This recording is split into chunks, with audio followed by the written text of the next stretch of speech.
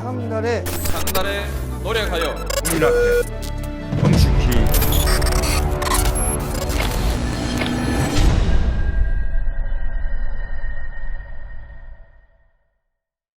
네, 반갑습니다. 장안의 화제가 되고 있는 정치 비화 그땐 왜 2탄 시작하도록 하겠습니다. 늘 함께하는 분들이죠. 요즘에 잘 나가고 있는 요즘에 유튜브 업계 신동 최강욱 의원 나왔습니다. 최강욱 예, TV 안녕하세요. 최강욱 의원. 신동이라고 하기엔 나이가 너무 많다. 네. 그리고 우리 장인수 기자가 새로 만든 유튜브가 있습니다.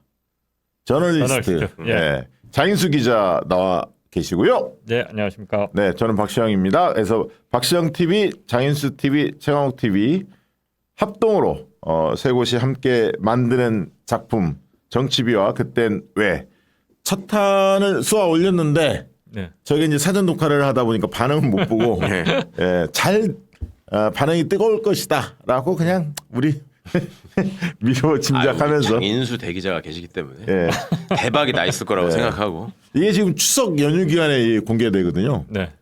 여러분들 추석 좀 무료하실 때 정치 비화 코너 꼭 봐주시면 저널리스트 고맙겠습니다. 구독자가 지금 10만이 거의 된 것 같은데? 1,200명 부족한. 이거 바로 채우면 네, 그러면 네. 이제 추석 연휴에 될 것 보신 같고요. 순간에는 네. 이미 이제 끝났어. 넘어갔겠네요. 넘어갔죠. 추석 연휴에 경쟁작이 없기 때문에 저렇게 대박이 날 것이다. 좋아. 그렇죠.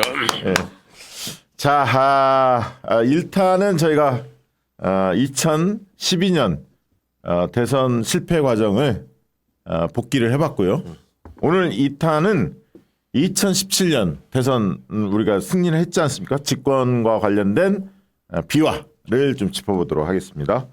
그러니까 2012년 이제 대선 끝나고 대선 이길 줄 많은 분들이 알았는데 아쉽게 그렇게 돼서 2013년은 사실 뭐 거의 암흑기였죠, 사실은. 민주진영이 전체적으로 보면 진짜 참담했죠. 참담했죠. 박근혜 세상이었고 그러다가 2014년 이제 들어와서 문재인 후보께서 문재인 대통령이 이제 몸을 풀기 시작하는데 직접 혼자 먼저 풀지는 않고 달라진 점은 저는 그 얘기는 들었어요. 그러니까 그 전에 문재인 대통령이 사람들을 많이 만나지는 않았거든요. 근데 2014년 넘어오면서는 사람들을 많이 만나더라고. 이게 세월호 전인가요? 혼가요? 2014년 4월이 세월호 예, 때가 끝나고 그쵸. 문재인 대통령이 몸풀기 시작하셨다는 때가 아마 4월 이후일 것 같은데 그러니까 글쎄. 문재인 대통령이 몸을 풀었다는 의미는 무슨 의미냐면 그게 성과로 드러난 게 인재 영입할 때 있지 않습니까? 뭐 표창원 뭐 등등도 쭉 들어왔잖아요. 2016년에 네네, 1월 달에 그 전에 그 굉장히 많이 만났고 국민성장 이렇게 싱크탱크 같은 것도 막 출범했잖아요. 교수도 많이 이런 사람들을 지속적으로 만났더라고요. 분입니까? 뭐 저 조홍천 횟집도 가시고 뭐 그랬잖아요. 그렇죠. 예. 그러니까 이제 그 전에는 좀 샤이한 느낌이 있었는데 문 대통령 스타일이 이제 권력 의지를 좀 세우고 적극적 행보를 하기 시작했다. 이게 이제 2014년부터 간간히 들렸던 내용인데 네. 그때 이제 특징이 뭐였냐면 정치권으로 보면 2014년 3월달에 김한길과 안철수가 손을 잡습니다. 그래서 새정치민주연합이 2014년 3월달에 이제 만들어져요. 그러니까 안철수가 미국으로 도망갔잖아요. 그때 출국했잖아요. 네, 2012년 네. 거기까지 우리 이야기했지 않습니까? 나중에 이제 국내 들어와서 몸 풀어요. 근데 원래 이제 김한길이랑 관계가 좋잖아요. 손을 잡은 거예요.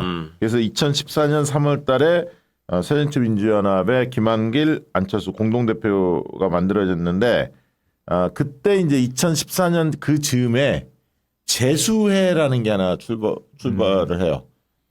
이 재수회는 사실은 양정철 아이디어인 것 같아요. 그러니까 문재인을 재수시키자, 재수. 그리고 두 번째 수요일 날 만나자. 그래서 재수회라는 이름을 붙였는데 이때 양정철 그다음에 뭐 윈지코리아 대표였던 제가 모시고 있었던 이근영 대표도 참여했고 정동채 기억나시죠? 예. 정동채 장관이 또 주도해서 문화예술인들을 많이 참여시키죠. 뭐 차승재라든가 뭐 유정아 뭐 이런 분들, 예. 김영석 작곡가 이런 분들 많이 참여하고 문용식 뭐 이런 분들이 많은 분들이 사실은 재수에 이제 힘을 모읍니다. 그렇게 하면서 이제 전략을 좀 자문하는 외곽 그룹으로 존재를 했고요. 근데 그 당시에 이제 7월 30일 날 재보궐선거가 열려요. 2014년에. 예. 그때 기억나시죠? 뭐냐면 동작을 기억나세요? 그때 누가 나오냐면 나경원 상대로 이쪽에 이제 기동민이 몸풀다가 예. 노회찬 의원한테 양보를 하죠. 근데 결국은 아슬아슬하게 져요. 무효표 때문에. 몸풀 사람이 여러 명이었죠. 기동민뿐만 아니라 금태섭도 뭐, 맞아. 몸풀고 몸풀. 동작에서 인사까지 했었어요. 맞아요. 길거리 인사까지. 맞아요. 그러다가 이제 안철수가 저걸 공천 못 해준 거고. 그러고 그때 후일담으로 이제 금태섭이 본인에게 안철수가 전화가 와서 네. 끝까지 내가 이거 지금 승인 안 하고 버티고 있다. 근데 동작은 좀 어려울 것 같으니 저기 그 영통으로 가면 어떠냐. 수원 정인지 뭐 예전에 수원 저기죠. 그게 저 박강원. 박광원 의원이 네. 당선된데 예. 그랬는데 금태섭 의원이 그때 본인이 그 안철수의 정치적 판단에 대해서 굉장히 실망했다라고 얘기를 했었거든요. 네. 그 이유가 그런 상황에서 뭐 원칙을 고수한 것도 아니고 무슨 이유가 있었던 것도 아니고 네. 그냥 내가 밀어줄 테니 절로 가라 하는 것 자체가 좀 공당의 대표로서는 좀 바람직하지 못한 태도였다라고 본다 이런 얘기를 했었고 그다음에 영통 지역은 박광원 금태섭이 원래 새정치민주연합에서 공동 대변인이었습니다. 둘이. 그래서 둘 사이에 나름의 신뢰가 있었고 그 당시에 금태섭 말에 의하면 박광원 의원이 굉장히 좀 신사적이어서 내가 양보할 테니 네가 가고 싶은 데를 먼저 정해라. 그러면 나는 곧 남는 대로 가겠다. 그렇게 얘기를 하고 자기는 동작으로 가고 박광원 의원은 수원으로 가고 이런 식으로 정리가 됐었는데 네. 그거를 또 골로 보내겠다고 하면 난 뭐가 되는 거냐. 그러면 상당히 그거에 대해서 반발심을 가지고 불쾌해하고 그랬었던 기억이 있네요. 아, 금태섭이 안철수에 대해서. 예, 안철수에 대해서. 당 대표였으니까 당시에. 당시에. 당시에. 근데 이제 결과적으로 보궐선거가 11대 4. 예. 그러니까 그 당시에 기억나는 게 순천 이런 데에서 이정현이 되고 맞아요. 예. 그다음에 뭐 김용남, 유이동, 정미경 뭐 이런 사람들이 나경원 손학규 떨어지고 김용남한테. 예. 그렇게 하면서 11대 4로 그러니까 지금의 국민의힘 계열 보수 정당이 이제 승리하다 보니까 안철수의 몸값이 다시 떨어지기 시작해요. 예. 그러니까 치과에 들어갑니다. 그러면서 이제 박영선이 비대위를 맡게 돼서 비대위 체제로 이렇게 전환됐던 그 시절이 이제 2014년이다 이렇게 보시면 되고 아까 세월호가 있었고요. 예. 시기적으로 보면 그러고 나서 2015년 2월달에 이제 문재인 대표가 새정치민주연합 당 대표로 확정이 됩니다. 이때 기억나시죠? 박지원하고 세게 붙었던 기억나십니까? 예. 박지원 특유의 그거 있었잖아. 꼴 먹고 알 먹고. 그게 통했어요. 왜 통했냐면 야 영남권이 대선도 먹고 영남 출신이 당대표까지 다 가져가면 호남은 뭐하냐. 이 논리를 가지고 자극을 합니다. 그래서 결국 뚜껑 딱 열어봤더니 3%포인트 차로 문재인이 이기거든요. 45대 41.78 이렇게 이기는데 중요한 거는 권리당원 일반 당원에서는 박지원이 이겨요. 근데 문재인은 여론조사하고 그리고 대의원 투표에서 이깁니다. 그래서 아슬아슬하게 이기는데 이때 사실상 당이 쪼개지는 느낌이 있었어요. 예. 그때 너무 심하게 했죠. 박지원이 세게 했죠. 박지원 씨가 문모닝? 호남표를 얻기 위해서 문모닝 얘기하면서 또 호남 가가지고 자극적인 발언을 많이 했어요. 했죠. 문재인 정부가 뭐 부산 정권이었다. 그렇죠, 뭐 호남 그렇죠. 사람들 다 밀어냈다. 맞아요. 그 상처가 그 뒤로도 이제 그 뒤로 이어져서 계속 남죠. 국민의당 돌풍에 예. 씨앗이 된 거예요. 맞습니다. 이때 당대표 선거의 그 앙금이 커져서 결국 안철수 박지원이 손을 잡고 국민의당이 만들어져서 네. 호남에서 돌풍을 일으켰던 그 씨앗을 뿌린 게 그래서 문재인에 대한 앙금 그러니까 문재인 대표에 대한 비호감이 호남이 상당히 커진 계기가 이때. 그러니까 정치적 전략으로서는 주요했을지 모르겠으나 해서는 안 될 일이었죠. 지금 생각해 보면 그런 식으로 하면 안 되지. 어떻게 보셨어요? 그 당시 기억나시죠? 예, 그 지역 감정 그게 이제 대선도 아니고 당 대표면 네. 그렇게 던질 건 아니었는데 예, 이게 상당히 그 이후로 계속 문재인 정부 집권하고 나서도 계속 이제 아픔으로 가잖아요. 계속 이제 국회에서 박지원 대표, 박지원 의원이 당시에 문재인 대통령 욕하면서 이 당을 바라보는 지지자들 입장에서는 참담한 거죠. 그렇죠, 예. 그렇죠.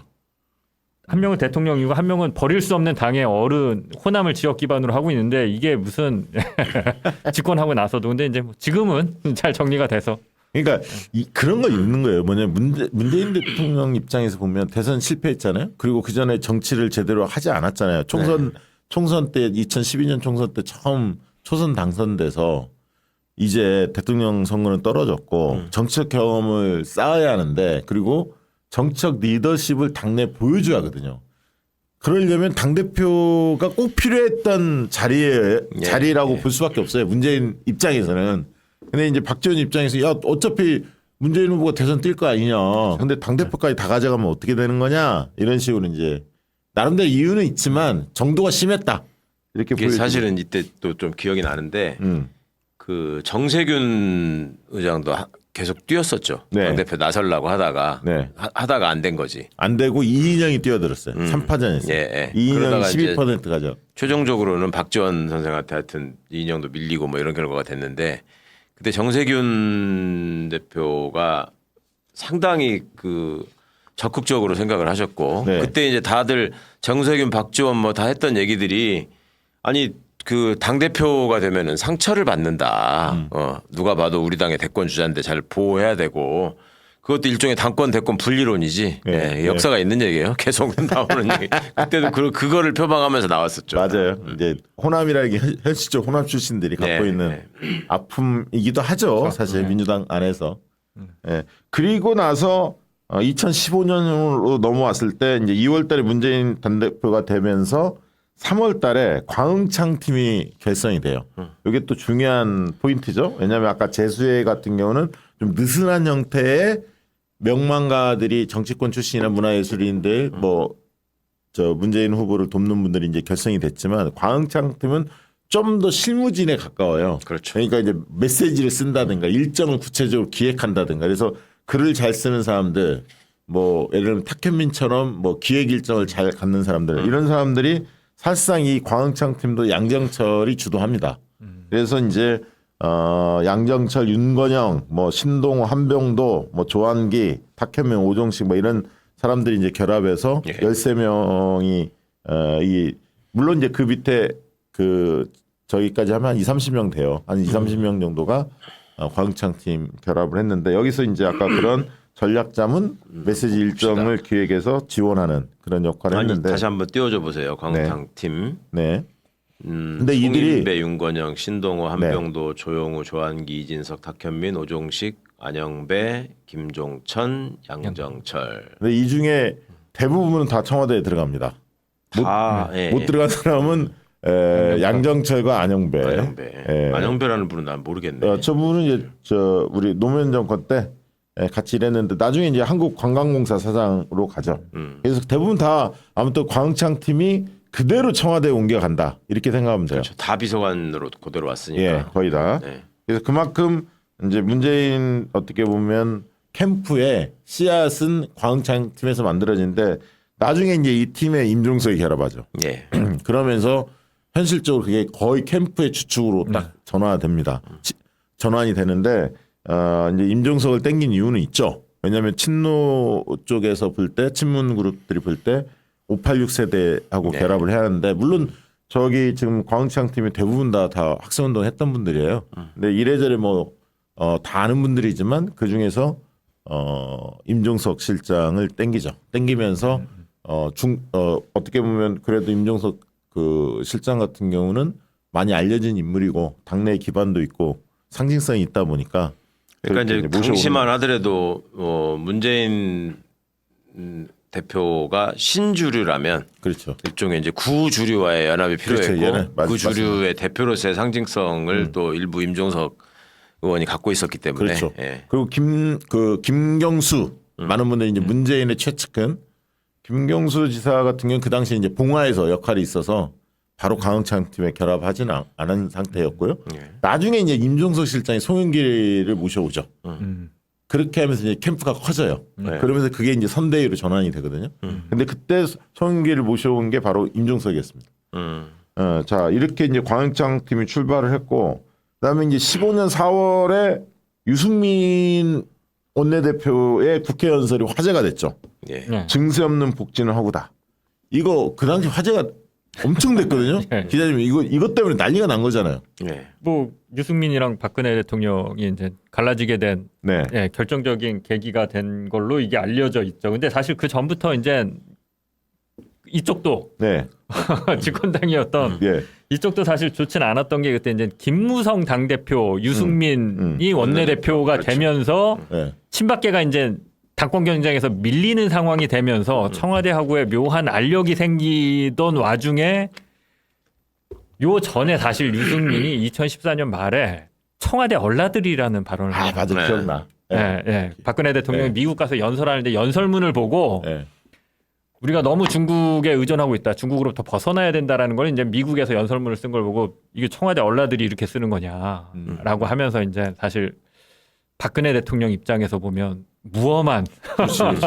왜냐면 상황이 된 거고. 그때 우리는 몰랐지만 문고리 3인방이 있었던 거잖아요. 그렇죠. 예, 예. 무엄한 그런 상황이 된 거고 아예 또 그냥 증세 없는 복지는 허구다라고 그래서 이제 박근혜 대통령의 경제 정책, 뭐 경제 민주화 이거 완전히 그냥 다 깔아 뭉갠 거죠. 이거 그냥 그렇죠. 거짓말이다. 그렇지. 예, 이거, 허구다. 예. 그게 선거 때 내세운 게 줄푸세였잖아요. 박근혜 맞아, 공약이. 줄푸세. 네. 그 거기에 세가 세금 줄인다는 거였는데 그 세금 오히려 늘려야 된다고 하니까. 그러니까 중부담, 중복지 예. 그걸 들고 나왔죠. 예, 예. 진짜 명연설이었어요. 사실은 지금까지 다 저는 원내대표 국회 연설 중에 이런 담론을 제기했던 원내대표 별로 기억이 없거든. 되게 이제 현안들 이야기를 많이 하는데 아니 그러니까 이제 객관적으로 완벽한 명언설이라기보다는 이제 의제 그 당시에 무슨 당에 새누리당의 원내대표가 예, 저런 소리 이런 소리를 했다는 게 이제 굉장히 이제 합리적인 거였잖아요. 논리적으로 그렇지. 맞고. 그렇죠. 예. 예. 그러니까 이때부터 유승민이 이제 배신자 합리적 보수. 소리들은 민주당 지지자들한테 어필을 하기 시작하면서 그러니까 이제 합리적 보수의 이미지를 가진 거야. 본인- 그리고 예. 박근혜한테 찍히고 그렇죠. 그러면서 이제 TK에서 배신자 소리를 듣고 그렇죠. 정치적으로는 끝나지. 추락하는 길로 사실상 들어서게 끝나지. 되는 거죠. 사실상 끝나는데 그게 이제 이후에 새누리당 공천 파동으로 연결이 되죠. 씨앗이 거기서 형성이 됐고 근데 이때 공교롭게 4.29 재보선이 있어요. 예. 민주당은 늘 재보선에서 죽음의 길을 갑니다. 그러니까 문재인 대표가 당대표로 2월 달이 됐는데 예. 보궐선거를 치러야 하는데 4.29 재보선에서도 4대 빵으로 져요. 그때 이제 당선됐던 사람들이 누냐면 무소속으로 천정배가 되고 뭐 오신환 기억나죠? 예. 그다음에 뭐 신상진 성남에서 그다음에 뭐 안상수 강화 인천 강화 이런 데에서 민주당이 패배를 합니다. 그러면서 문재인 대통령의 대표의 어떻게 보면 리더십이 좀 상처를 입어요. 재보선 패배가 이때가 이루어지니까. 참 황당했어요. 예. 그 세월호 사건의 기억이 그 생생했던 맞아요. 상황에서 예. 치러진 선거에서 계속 지는 거야. 그렇죠. 지는 거. 민주당이. 맞아요. 그런 게 참 지금 생각해 봐도 그래야 되나 싶은 게 몇 개 있잖아요. 예를 네, 들어서 뭐 네. 저기 5.18이 있고 나서 광주에서 민정당 후보가 당시에 뭐 복수 저 후보가 나와서 중선거구제이긴 했지만 네. 어쩌면 민정당 후보가 당선된다거나 그 다음에 제주도에서 상당 기간 동안 또 그 민정당 수구정당 후보들이 계속 당선된다거나 그다음에 여기 이제 세월호 사건 이후에 민주당이 선거를 계속 진다거나 이런 것들이 저는 그때 참 너무너무 쓰라리 그다음에 뭐 저기 저 뭐야 6월 항쟁 이후에 노태우가 당선된다거나 뭐 이런 일들이 네. 두고두고 좀 저는 너무너무 속상한 기억이고 마음 아픈 일인데 사실은 민주진영의 승리를 위해서는 꼭 복귀를 하고 회복해야 될 일이고 그러니까 시민들을 믿고 대중을 믿고 역사의 발전을 믿고 지치지 않고 잘 끊임없이 전진하고 싸워야 되겠지만 그렇다고 해서 이게 한 방에 달라지지 않는다라는 거를 계속 인식시켜주는 계기잖아요. 한편으로는 되게 실망스럽기도 했지만 그 과정 속에서 아까 말씀드렸듯이 선거에 지니까 문재인 대통령은 이제 그 당대표를 흔드는 당내의 이제 목소리가 커지죠. 예. 현실적으로 안철수도 대권 후보였기 때문에 커집니다. 커지면서 계속 잡음이 커지니까 문재인 측에서 안철수한테 뭐라고 하냐면 혁신위원장 맡아달라고 제안을 해요. 예. 근데 거절을 해요. 기억납니다. 안 하겠다. 이렇게 하니까 결국은 김상곤 네, 전 네. 경기교육감 그리고 조국 네. 조국이 거기서 등장합니다. 지금의 조국 대표가 그러면서 혁신위원들이 꾸려져요. 그때도 약간 비하인드가 있는데 원래 문재인 대표는 이제 조국 교수한테 혁신위원회 얘기를 하면서 이걸 좀 이끌어주면 어떻겠느냐라는 뜻을 넌지 비쳤는데 네. 당시에 조국 교수가 본인의 나이나 여러 가지 위치나 역량으로 볼 때 간판으로 서기에는 적합치 않다. 네. 그래서 이제 김상곤 그 원래 김상곤 교수님이. 교육감님이 안철수를 도왔었어요. 과거에. 그렇죠. 네. 그래서 이제 안철수 쪽에서 거부감도 덜할 거다라는 것도 정부적 판단한 거죠. 네. 근데 나중에 이제 관계가 틀어지죠. 왜냐하면 혁신위를 막 공격했거든 안철수가 계속. 안철수와 가까운 사람들은 다 틀어져요 원래. 참 특이한 사람이야. 그래서 이제 그 과정에서 계속 당이 이제 친문 친노가 다 해먹냐 예. 이런 얘기 가지고 계속 흔드니까 그 당시에 문재인 대표가 한명숙 그 전 총리가 그때 수감돼 있을 때거든요. 예, 그러니까 예. 당적을 좀 정리해 달라.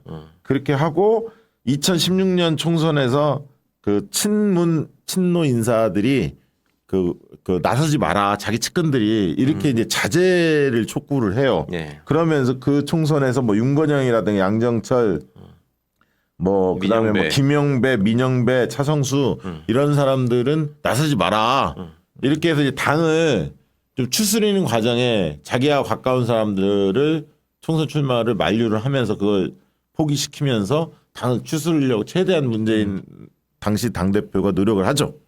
그러니까 이게 이제 인간적으로 보면은 참 못할 일인데 정치에서는 흔히 벌어지는 일이죠. 그냥 객관적으로 볼 때는 의리 없는 일 아니냐. 네. 어떻게 자기 주변에서 자기 걱정해주고 제일 도와주고 열심히 했던 사람들의 앞길을 막느냐 이런 생각들을 하실 수 있는데 큰 틀에서 이제 국민들이 어떻게 보시느냐를 많이 중심으로 생각을 하니까. 네. 근데 이때만 하더라도 그 뭐랄까 이 여론 형성이라고 하는 것이 레거시 미디어를 중심으로 이루어지니까 그쪽에서 이제 떠들어대고 나발을 부니까 아닌 것도 긴 것처럼 돼버리고 좋은 사람도 나쁜 사람처럼 돼버리고 이런 일이 있었죠. 지금은 이제 좀 이런 걸 극복해야 되는데 여전히 이런 식의 문법에서 벗어나지 못하는 경우가 있어요. 네. 예를 들면 뭐 대표적인 거 뭐 김남국 의원 코인 가지고 그 불법도 아닌 거 가지고 뭐 죽일로 만들었다가 예. 그러니까 이런 일들을 좀 우리가 앞으로 잘 생각해봐야 이게 됩니다. 제 기자 생활하면서 가장 많이 이제 듣는 얘기들 중에 하나가 이거예요. 민주당에 대한 비판이 이거니까 언론 프레임 말씀하셨는데 자기 사람을 챙기면 안 돼. 네. 예, 민주당은 깨끗한 정당이어야 되니까. 그러니까. 예. 그러니까 민주당이 뭐 스스로 만든 이미지일 수도 있고 언론이 이제 한 거고. 네. 근데 또 나중에 보면 알게 모르게 다 또 어디 이렇게 한 자리씩 가 있어. 뭐 보시면 알겠죠. 아까 광은창 팀 뭐 가면 네. 못하면 이제 관광공사라도 가 있고. 그렇죠. 그게 또 언론들이 가만히 놔두질 않아요. 그런데 그러니까 이게 맞아. 그러니까 일반 시민들이 볼 때는 이거를 되게 꼴보기 싫어해요. 그러니까 차라리 지금은 그런 얘기도 많이 하시는 것 같아요. 그냥 챙겨라. 아니 그러니까 니네 사람들 그냥 챙겨라 그냥. 그렇죠. 예. 안 챙기는 척하면서 뒤에서 챙기지 말고 그냥 대놓고 챙겨라. 아니 그러니까 그거라니까 네. 당신들이 실력을 한번 보여줘 찍었으니까 그렇지. 그러면 자기 도왔던 사람들의 베스트를 다 뽑아서 좋은 인재들을 뽑아서 실력 발휘를 해줘 네. 국정을 잘 이끌어줘 이게 국민들이 바람이거든 그렇지 네, 않습니까? 네, 네. 말한 대로 괜히 능력 안 되는 사람들 이상한 자리 막 보훈 인사 막 이렇게 하는 것이 오히려 더 열받지 청와대나 주요 장차관 들어가서 역할을 하라 이거야 제대로. 그러니까 세상의 지형이 좀 기울어져 있는 건 사실이에요. 근데 그것 때문에 피해의식을 너무 많이 느끼는 것도 또 사실이야. 네. 그거를 정면으로 맞서서 이거를 깨뜨려 나가면서 이거를 균형을 맞출 수도 있는데 일단 기울어져 있으니 우리가 양보하자. 뭐 이런 식이에요. 그러니까 약간 그때만 해도 문재인 대표 입장에서는 당이 또 이게 갈라서면 안 된다. 안철수까지 들어와 있는 마당에. 그러니까 총선 전까지 이재명이 보였던 모습이나 별반 다를 게 없어요. 계속 이건 모아가지고 안고 가야 된다. 그렇지. 예, 이렇게 할 수밖에 없다고. 약간 자기 사람들을 읍참마속하면서도 당의 단합 단결을 도모해야 한다. 이제 이 숙제를 풀어가는 과정에는 계속 왜냐하면 흔듭니다. 안철수 조금이라도 더 모아야 되니까 모으지 못하면 지니까. 안철수 쪽 흔히 말하는 비주류 쪽에서 계속 문재인의 멱살 잡고 흔들어요. 예, 당을. 예. 그래서 이제 문재인 대표가 11월 달에 무슨 얘기를 하냐면 안철수, 문재인, 박원순 3명. 네. 문재인, 안철수, 박원순 3명이 당대표의 권한을 공유하자. 왜냐하면 박원순 시장도 이제 힘 셌기 때문에 유력도 대선 후보 네. 중에 한 분이었기 때문에 현실적으로 대선에서 유력 후보들끼리 같이 운영하자라고 제안을 했는데 안철수가 난 거부! 딱 해서 안철수가 뭐든지 안 한다 그랬지. 그러면서 뭘 제안했냐면 혁신 전당대회를 하자. 네. 그러니까 너 당대표 인정 안 할게. 나 저 문재인 인정 안 해. 다시 전당대회 치러서 다시 뽑자는 거예요. 예. 그러니까 이제 말이 안 되는 거지. 그러니까 문 대표도 당연히 이거는 거부하고 그러면서 뭐 수도권 의원들이 이제 막 중재안을 냅니다. 뭐 어떤 내용이냐면 문과 안이 공동 비대위를 만들자 예. 이런 얘기도 하지만 안철수가 거부하면서 마지막 12월 13일 날 안철수 박지원이 그 탈당을 하는데 비문계들이 일제히 탈당을 하는데 그 전날 심야에 기억나실 겁니다. 안철수 집에 찾아가 맞습니다. 예. 문재인 대표가 예. 근데 만나주지도 않아. 예. 문도 안 열어주고 막 그랬잖아요. 나 그때 진짜 그때는 정말 뚜껑이 열리더라고. 왜냐하면 그때 2002년 정몽준과 노무현 단일화 딱, 때 예. 노 대통령이 갔잖아요. 예. 그때가 생각이 나는 거야. 그때 그 모습이었죠. 그러니까 이때 탈당한 사람이 이현주 아니에요? 그렇지. 그때 탈당한 사람 한 20명 돼요. 그러니까 이현주 의원이 탈당하고 본인이 뭐 억울하다고 얘기하는 게 박영선 의원이 먼저 가 있으면 나도 간다고 해놓고 안 왔다. 당연히 안 이런 갔지. 거잖아. 냄새는 풍기고. 예. 그때 이제 호남 쪽 의원들도 많이 탈당했고 비주류들이 대부분 다 탈당을 했죠. 결국 그때 아마 그 장면이 많이 떠오를 거예요. 문제 뭐랄까 문전박대 당했던 예. 그렇죠. 문 대통령이.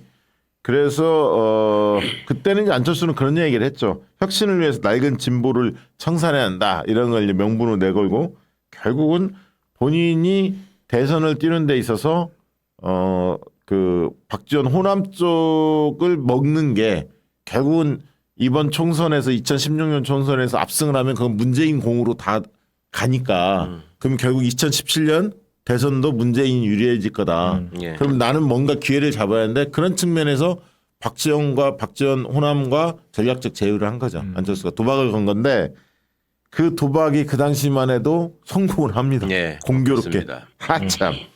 그런데 이렇게 되니까 이제 그 새정치민주연합이 더불어민주당으로 당명을 바꾸죠. 더불어민주당으로 당명을 바꿉니다. 그때 이제 손혜원 예. 전 의원이 이제 홍보위원장으로 활동을 하실 때였고요. 그러면서 이제 막 더불어민주당의 그 화려한 그거 기억나시죠? 뭐 현수막이라든가 막 이렇게 색감이 이쁘잖아요. 여러 가지로. 디자인이 혁신이 됐죠. 완전히. 디자인이 좀 혁신이 됐고 인재 영입위원장 문재인 대표가 스스로 맡으면서 인재 영입을 적극적으로 하고 그때 이제 최초로 온라인 당원들이 10만 명이 몰려와요. 갖고 입당 러시가 이루어졌던 게 1차 시기가 이때예요. 맞아. 이게 이제 정당이 판매하는 굿즈 이런 게 막 품절되는 일이 생기는 그렇죠. 처음 일이었고 또 후일담으로 그런 게 있죠. 더불어민주당이라는 당명을 이제 짓는 과정에서 국민 공모를 하게 되는데 손혜원 의원은 저한테 그러셨어요. 나중에 본인은 이때에도 민주소나무당으로 되기를 원했다. 맞아. 소나무 잘했다. 기억나요. 그래서 이제 기억나. 소나무 그림이 이렇게 맞아 있었어. 그게 이제 지금 이번 총선에 참여했던 소나무당으로 이번 연결이 정도 되는 잘안 겁니다. 됐는데 예. 그때 있었어요 분명히. 예. 기억나요. 기억나고 그때 그 인재 영입 그리고 아까 10만 명 막 입당 러시 할 때 기억나시죠? 예, 이게 항상 이제 위기가 닥치면 네. 당원들이 일어나서 예, 그거를 어느 정도 그 위기를 상쇄를 해줘요. 항상 민주당의 어떤 그런 모습이었어요. 예. 이게 그러니까 지금으로 보면 수박들이 싹 걸러진 그렇죠. 그런 느낌이었죠. 아까 말씀하셨지만 이렇게 정면 돌파할 필요도 있다. 항상 이 기울어진 운동장에서 그 기울기를 맞추려고 하기보다는 근데 이제 항상 당원들이 그 모습을 보여줬죠.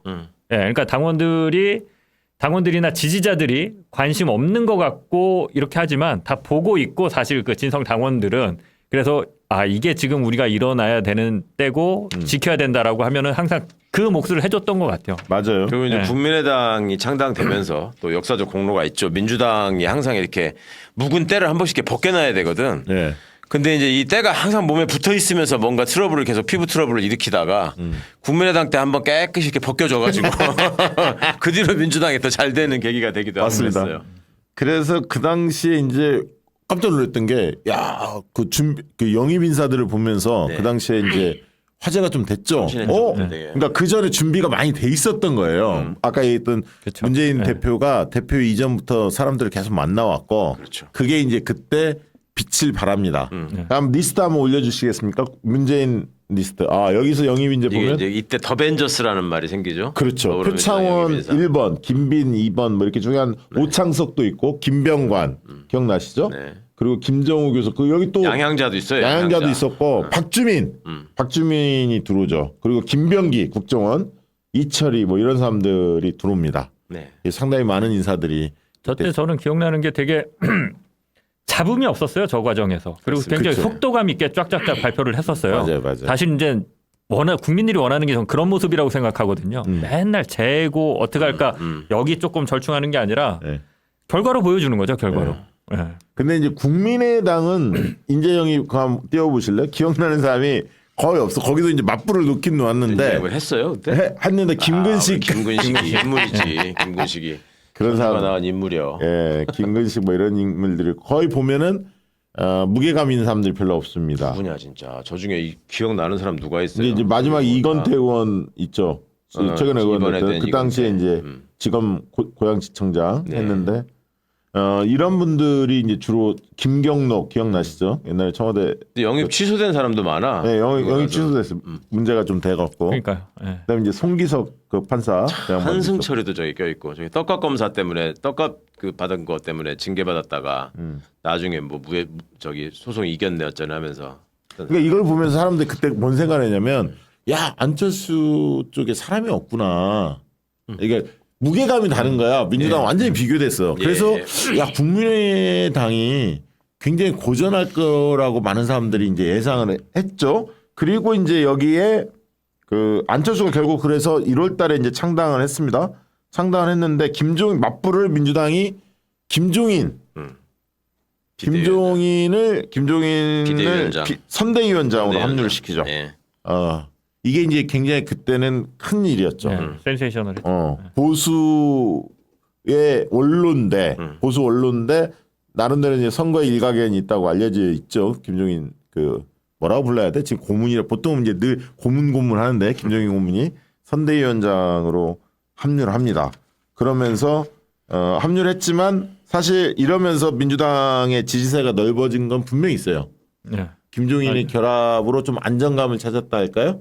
중도 세력들한테 비춰졌을 때 좀 뭐랄까 그 국민의힘이 떨어져 나가서 좀 걱정이 있었는데 한편으로 좀 새가 붙어. 근데 김종인이 들어와서 꼭 공만 있었던 건 아니잖아. 네. 사고도 많이 쳤잖아. 이때 이제 셀프. 개인적인 친분이 있었던 손혜원 의원이 좀 다리를 놓고 이런 역할도 좀 했었고, 했죠. 예. 그다음에 이제 김종인 씨가 오면서 탈당하려고 했던 뭐 박영선 뭐 이런 사람들 주저앉아가지고 그건 효과 또 있었죠. 김종인의 측근으로 또 됐죠 네. 나중에 네. 박영선 이철이 뭐 이렇게 해서. 근데 이제 거기에 이제 아픔도 있었죠. 정청래 막 이런 분들이 컷오프 그렇죠. 이해찬 이해찬 대표도 그렇고. 뭐 이런 분들이 다 컷오프 됐고요. 그 다음에 이제 그 비례대표 논란이 좀 있었죠. 자기가 셀프 공천. 예. 그다음에 측근들 이제 측근들 집어넣고 뭐 칸막이 하고 그래서 좀 파열음이 좀 컸었어요 사실. 예. 근데 이제 저 때까지만 해도 김종인이 그 선대위원장에 대한 국민적 이미지가 그렇게까지 나쁘지는 않았던 것 맞아요. 같아요. 예. 맞아요. 네. 예. 저 때 저렇게 하고 나서 이제 또 다른 당 가서 또 저거를 또 하니까 그때부터는 쟤 뭐야 이렇게 됐는데 완전 저 노예한 때까지만 해도 저거는 화학적 결합으로서 굉장히 참신했고 예. 예. 맞아요. 그러니까 굳이 평가할 만한 가치가 비교하자면 있죠. 예전에 네. 김영삼 씨가 88년 대선에서 정승화 여의도 유세에서 갑자기 영입해가지고 깜짝 뉴스가 됐던 것만큼 그만큼의 충격은 아니었지만 그에 견뎌볼 만한 그런 상황이었죠. 김종인이 결합이 돼서 그 나름대로 이제 성과를 얻었는데 이때 이제 아픈 대목은 그건 있어요. 뭐냐면 김종인 등장으로 정의당과의 선거 공조가 약화됐어요. 그러니까 그 전에 문재인 대표 시절에 노회찬 정의당 쪽 예. 그때 이름이 뭐 저 진보당이었나? 통진당이 기억은 정확히 안 나는데 정의당 쪽과 이 선거 연대가 잘 이루어지고 있었거든요. 예. 그래서 상당히 동작에 노회찬이 나간 거 아니야? 그 전부터도. 그 큰 틀에서 연대하자. 그래서 아마 정의당 쪽에 폭넓게 양보할 생각을 문재인 대표 상당히 많이 했었어요. 예. 그런데 김종인이 들었으면서 권한이 김종인 선대위원장으로 완전히 넘어가 버린 거야. 그리고 그때 노회찬이 결단을 못하게끔 계속 발목 잡았던 게 심상정 쪽이었어요. 네. 심상정은 그렇죠. 독자파였거든. 최소화해 단일화는. 근데 노회찬 의원 같은 경우는 폭넓게 단일화하자. 한 틀에서 민주당 같이 가야 된다 했는데 그게 심상정의 발목으로 이 시간을 질질질 끌다가 김종인 선대위원장으로 들어와 버리니까 예. 이게 잘 안 됐어요. 그래서 나중에는 몇 개 못했어 단일화를 최소화 시킬 수밖에 없었고 이제 그런 상황이 있었고 2월 달에 이제 필리버스터가 있었죠. 테러 방지법 국정원 예. 이거 야, 그 기억나세요? 테러 방지법? 나는 그 저기가 기억나.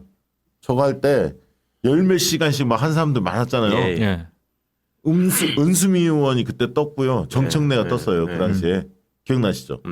김광진이 첫 바다로 나가고. 아니 그리고 심지어 마무리했던 이종걸 의원도 그 안 좋았던 이미지가 많이 상승했지.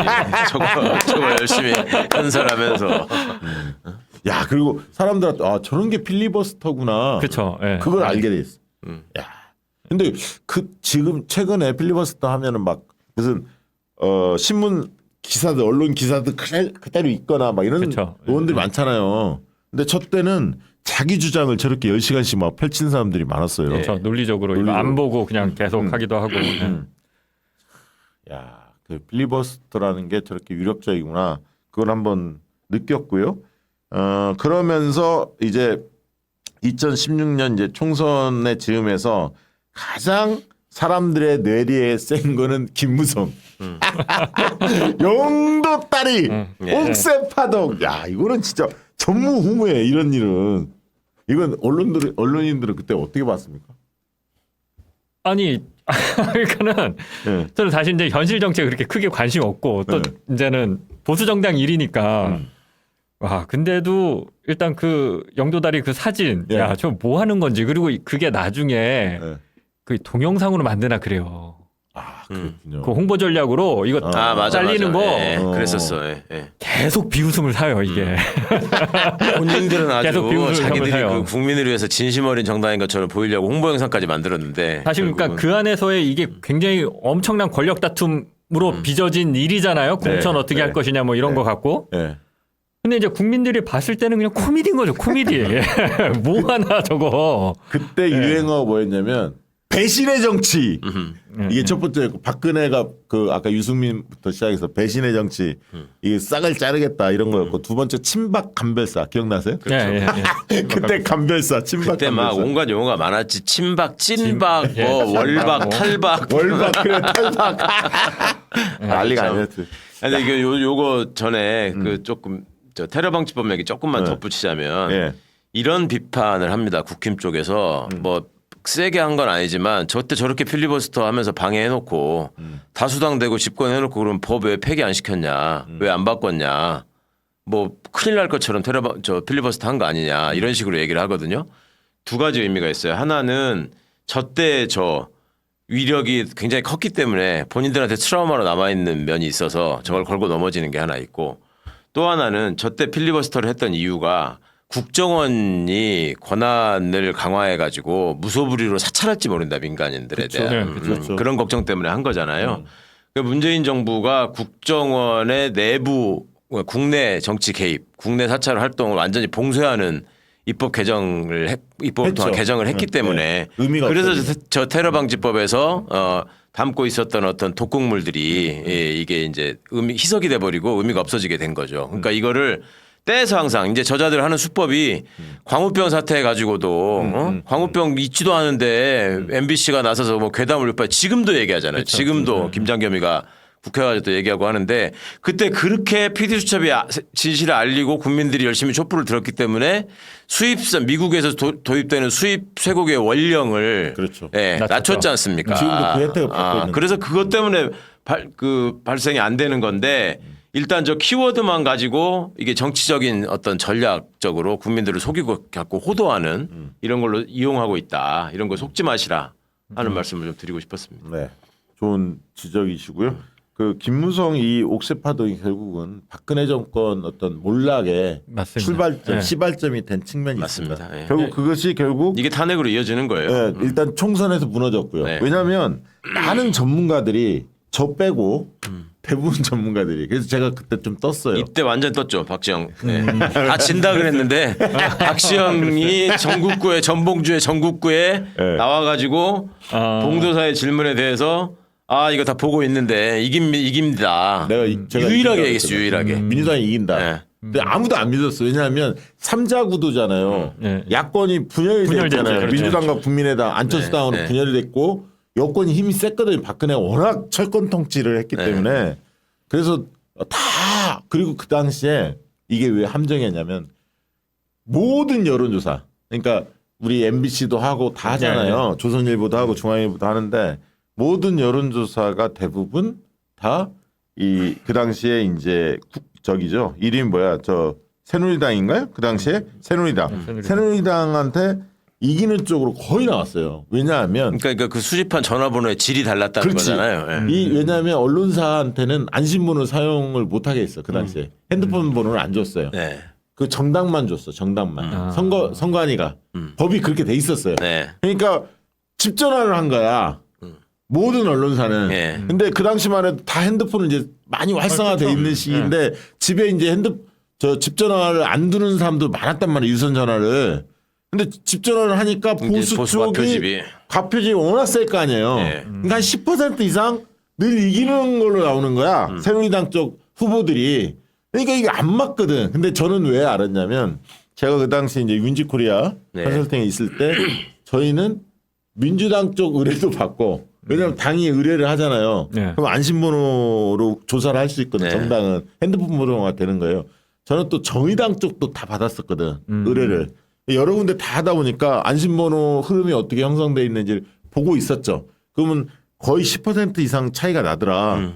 유선전화, 집전화에 비해서. 그래서 민주당이 선전할 가능성이 하나 있었고 두 번째는 제가 이제 FJ 포커스 그룹 인터뷰라고 정성조사를 많이 했었거든요. 그걸 쭉 해보면 국민들이 완전히 돌아서는 게 보였어요. 정권에 박근혜 정권에 돌아서는 게. 그래서 이건 민주당이 이긴다라고 봤던 건데 다행히 그게 적중이 돼서 조금 화제가 됐었죠. 좀 개인적인 얘기이긴 합니다만 사실은 박지영 대표가 대학을 마친 후로 대한민국 민주주의 발전을 위해서 나름 꼭 중요한 위치에서 역할들을 하고 있었는데 노담모에서도 열심히 일하고 나중에 노무현 정부의 여론조사 비서관실에 또 선임행정관으로 일하고 그런 게 쭉 있었는데 저는 전혀 모르고 있다가 어느 날 봉도사가 무슨 하마를 한 명 데리고 왔는데 그때 한참 방송하는데 황당한 얘기를 하는 거야. 이긴다는 거야. 예? 그리고 지금도 촌스럽지만 그때는 더 촌스러웠었거든. 그 촌스러운 자태와 말투로 이긴다는데 이거 뭐요. 이제 이러고 있다가 끝나고 나서 이제 회식을 하는데 자꾸 이 촌스러운 어투가 우리 동네 말이라는 저는 이제 그걸 아니까 나름 이제 정감이 느껴져서 고향이 어디냐 전주인데요. 고등학교 어디 나왔냐 전라가 나왔는데 그래서 야 이 자식아 알고 봤더니 1년 선배. 이렇게 된 거였죠. 자, 그랬습니다. 그래서 그런데 이제 그때 민주당이 이제 123석, 새누리당이 122석, 한 석 차이였죠. 국민의당이 38석.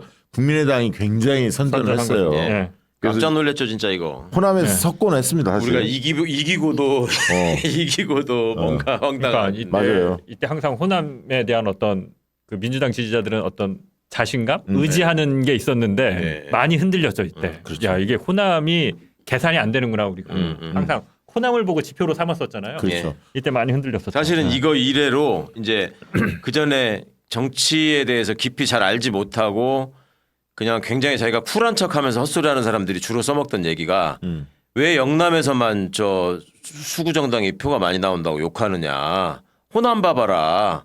훨씬 더 득표율도 높고 저희가 더 심하지 않냐. 이런 식의 평면 비교를 하던 사람들이 많았거든요. 네. 근데 이때 이게 터지고 나면서부터 호남은 다른 선택을 한다. 근데 영남은 여전히 그 모양이다. 이런 말들을 이제 하게 됐죠. 그때 그러니까 호남에서 국민의당이 압승하니까 반사이익 측면에서 민주당은 영남에서 그래도 의석수를 꽤 가져갑니다. 그렇죠, 그렇죠. 왜냐하면 호남 정당이 이제 국민의당이 된 거야. 영남 사람들이 볼 때는 네, 박지원도 그렇죠, 있고 맞아요. 네. 호남에서 여론조사 해봤더니 국민의당이 막 앞서네, 민주당이 고전하네. 그러니까 오히려 영남 쪽에서 민주당의 후보들이 선전을 해서 예. 배지들을 많이 가져가죠. 예, 이때 제일 많이 가져갑니다. 그래서 참 이게 아이러니하고요. 그리고 수도권에 있었던 민주당 후보는 민주당을 찍었지만 비례 투표에서는 정당 투표에서는 국민의당을 찍었던 분들이 상당히 맞죠. 많았어요. 그럼 왜 그러냐 물어봤더니 야 국민의당 안철수도 그래도 키워줘야지. 씨앗을 지금 죽일 수는 없잖아. 민주당 후보를 수도권에 찍지만 정당은 나는 국민의당을 찍었어. 그러니까 같은 식구로 여전히 바라보려고 하는 그 심리가 그 당시 있었어요. 그리고 또 하나 여기서 기억나는 게 저 김근식이라고 무슨 안철수 영입인재라고 나왔잖아요. 네. 저 김근식이가 정치권에 처음 등장한 게 전주 보궐선거에 나옵니다. 그렇지, 맞아요, 예전에. 맞아요. 예, 예. 그래서 그때 이제 저 정동영 씨 빠진 자리에 했을 거예요 아마. 네, 네, 정동영 네. 대통령 떨어지고 그때 보궐선거죠. 그때 민주당 후보로 나섰었는데 그러고 나서 그 전에 이제 김근식이 계속 정치권을 끼우거리던 사람인데 민주당에서 비례 순번을 뭐 20몇 번을 받아요. 맨 처음에. 기억나요. 그래가지고 이제 전혀 당선권이 아닌 그걸 한번 받고 보궐선거를 통해서 이제 등장을 하고 그 다음에 또 무슨 문제가 있었냐면 국회직들이 있잖아요. 국회 사무총장이 있고 뭐 도서관장이 있고 그 입법조사처장 뭐 이렇게 이런 게 있잖아요. 그게 대개 이제 교섭단체끼리 나눠 먹게 하거든. 그렇죠. 근데 이제 국회 도서관장을 또 어디다 이제 줄을 대가지고 하고 싶어 했어요. 그런데 이제 선배급 되는 사람들이 이번에 양보하고 다음에 좀 하면 어떠냐 이렇게 얘기를 하니까 죽어도 양보 못 한다. 그랬다가 결국 자기도 못 하고 딴 사람도 안 되고 어떤 사람이 된 일이 있었어요. 하여튼 그러저러한 과정을 겪어서 이제 안철수 쪽 영입 인사라고 해서 갔는데 이때 국민의당에 가가지고 또 비례 순번을 12번인가를 받습니다. 그러니까 내가 12번이라는 게 말이 되냐고 쥐가 사퇴한다고 빠집니다. 근데 이게 국민의당 돌풍이 벌어지면서 그때 14번인가 15번까지 당선이 돼요. 그래서 가만히 있었으면 되는 거였는데 그때 참 제가 아이고 이거 그러더니 하여튼 아직까지 못하고 있죠. 저렇게 살고 있습니다. 지금. 지금도 안철수 사이 안 좋을 것 같은데 김근식. 지금은 완전히 등 졌죠. 이제 또 저기 이제 윤석열 빨아주는 걸로 갔다가 이제 요즘은 한동훈한테 붙을까 뭐 이렇게 또 눈치 보고 있고 이러는 그 거 인간들 같은데. 진짜 파란만장해. 아이고. 제 첫 출입처가 이제 기자 처음 됐을 때 통일부였거든요. 예. 이 저기 김대중 노무현 정부 햇볕 정책의 가장 최고의 그 옹호자였죠. 그렇죠. 그 대북 김근식의. 이론 원래 거기서 이제 시작한 그때 거잖아요. 인터뷰도 많이 하고 그렇죠. 네. 프로그램도 많이 나가고 맞아요. 그랬었죠. 그러다 갑자기 헷가닥 해서 저쪽으로 넘어갔어. 그러니까 참 제가 그 시절에는 되게 가깝게 지내던 사이였기 때문에 저 사람이 어떤 사람인지를 참 많이 알고 있는데 지금 하고 있는 걸 보면 야 사람이라는 게 참 어디까지 믿어야 되는 존재이고 어느 만큼이 본 모습인가 이런 거에 대한 회의가 들 때가 많이 있습니다. 그러니까 지금 이제 우리가 이제 총선까지 짚어봤잖아요. 16년 4월. 예. 근데 이게 총선에서 승리한 게 굉장히 중요했던 게 이제 대선을 앞두고 이게 기세 싸움이잖아요. 1년 전에 이루어졌던 거고. 그리고 이제 저쪽에서 박근혜 쪽에서 그동안에는 이 언론도 완전히 장악하고 있고 뭐 예를 들면 사정기관 다 장악하고 있기 때문에 쉬쉬쉬 했던 일들이 이제 총선에서 민주당이 승리하니까 조금씩 이제 흘러나오기 시작하는데 그러면서 이제 그 당시에 또 하나 화제가 됐던 게 이제 반기문이었어요. 여권 쪽에 후보가 없다. 박근혜 이후로 후보가 변변치 뭐 홍준표한테 맡길 거냐 유승민은 찍혀 있지 누구냐 하다가 반기문의 손짓하는 이 뭔가 러브콜 이런 게 이제 여권에 솔솔 나왔어요. 반기문이 한번 한국에 옵니다. 그래서 이제 반기문 대망론 가지고 충청권을 중심으로 막 펌프질을 하죠. 요게 이제 2016년 총선 지나고 5월달. 그러니까 뭐냐면 여권에 후보가 없으니까 반기문이다 해서 띄운 겁니다. 그렇죠. 예. 그러다가 저게 있었지만 7월달에 2016년 7월달에 우병우의 의혹이 이제 터지기 시작해요. 예, 엄청나죠. 우병우가 누굽니까? 최 의원님, 우병우가 누구예요? 우병우야말로 뭐 진짜 박근혜 이게 소통령 정도 힘 가진 거 아니었어요, 사실? 그 정도였죠. 그러니까 앞으로 해도 우병우, 뒤로 해도 우병우. 맞아. 저 우병우가 우병우가 민정비서관으로 처음 청와대를 들어가죠. 그때 민정수석이 곽상도입니다. 그렇지, 맞아. 곽상도. 저기 이제 곽상도의 아픔도 조금 있는 얘기인데 나중에 저기 얘기로 그때 당시에 이제 공직기관 비서관 조응천. 그렇죠, 조홍천이었지. 근데 박관천 밑에 박관천. 있었고. 그렇죠. 그런데 이제 비서실장이 김기춘. 이게 이제 다 검찰 출신 아닙니까? 네. 그런데 김기춘 씨가 가지고 있는 특유의 엘리트 의식 때문에 곽상도는 성대를 나왔거든.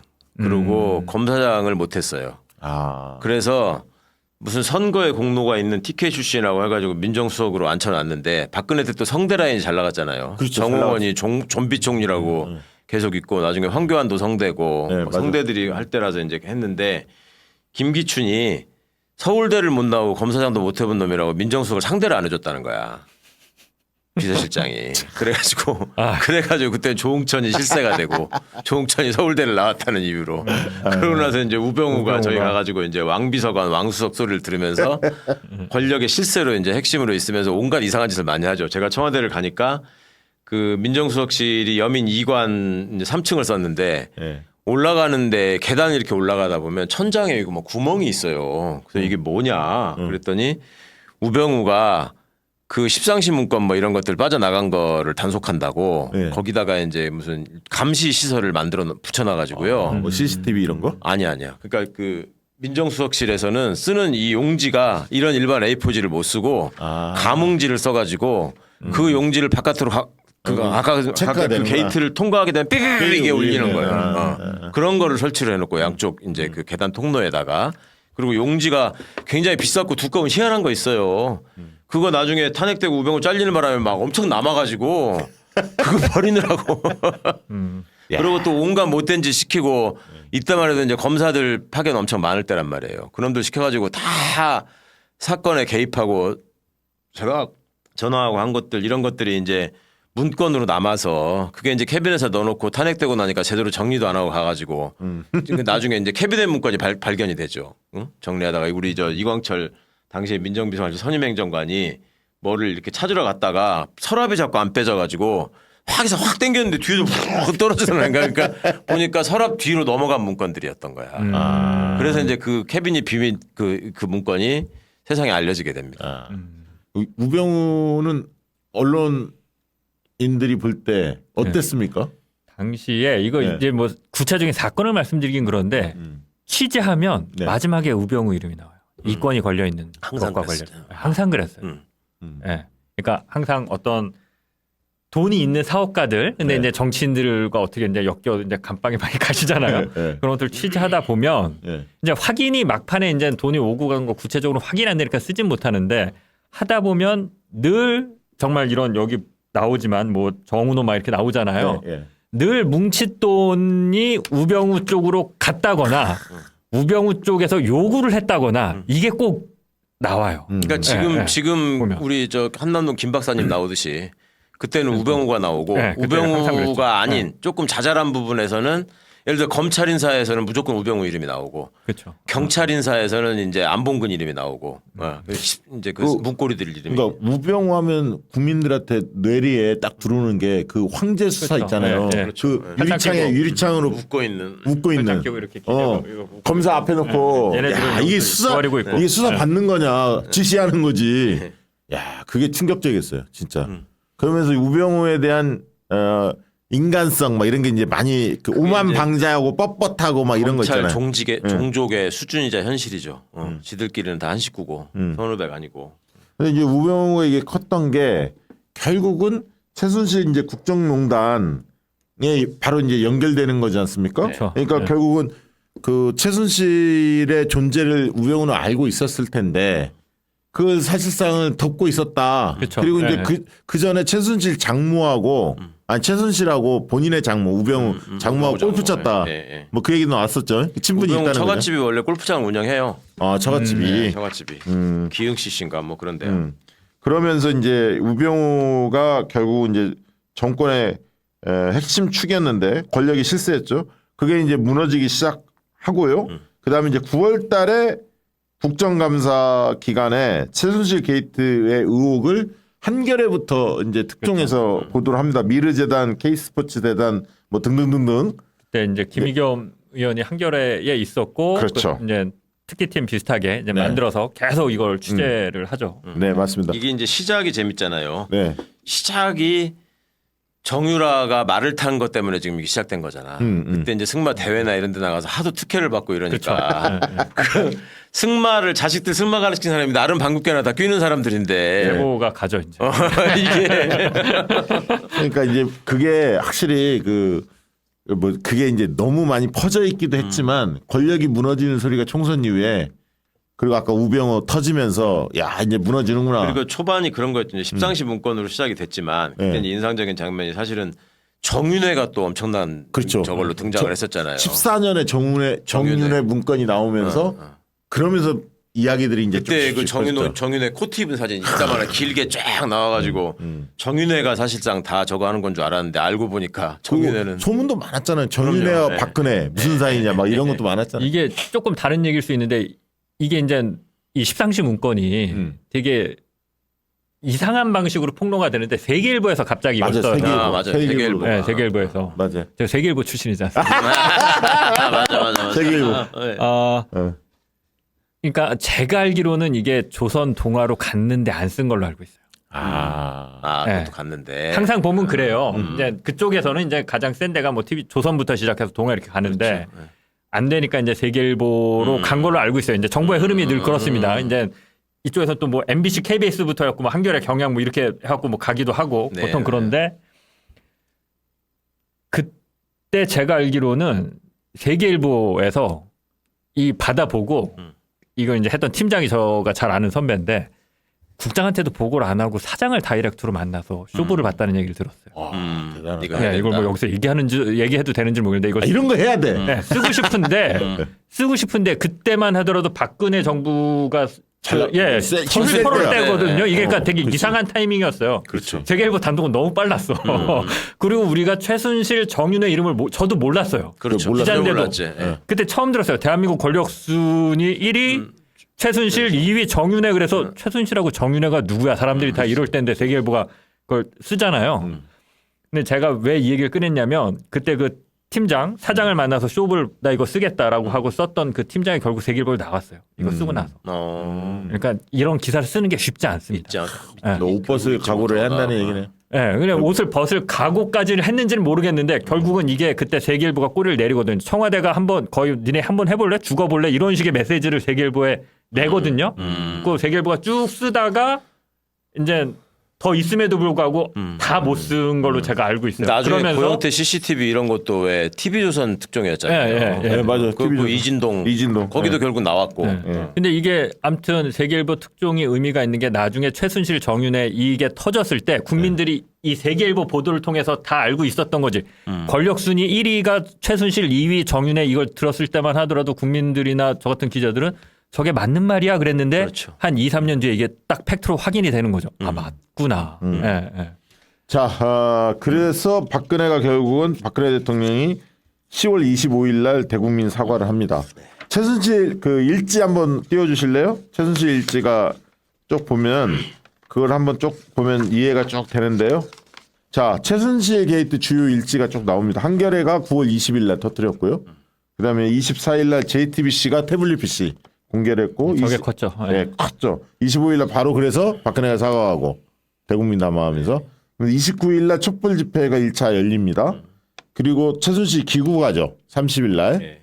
그러고 나서 2차 대국민 담화를 11월 4일 날 또 합니다. 저게 이제 그 중간에 큰일 났네 사건 있잖아요. 최순실 목소리가 처음 등장. 큰일 났네. 큰일 큰일 났네. 났네. 이거가 있었죠. 맞아요.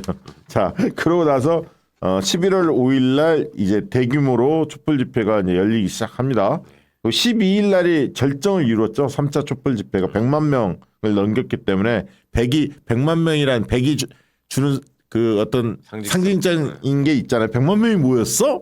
이제 사람들이 깜짝 놀랐죠. 예. 모인 사람들이 깜짝 놀라는 놀랐죠. 상황이 된 거죠. 그때부터 그리고 19일 날 이제 4차 촛불 집회도 96만 명이 모였고 26일 날 이때가 절정이었어요. 190만 명이 모였는데 이때는 이제 이미 사람들이 그 뭐랄까 축제가 됐죠. 거의 거래 나가 보면 엄숙미보다는 비장미보다는 우리가 이미 승리했다.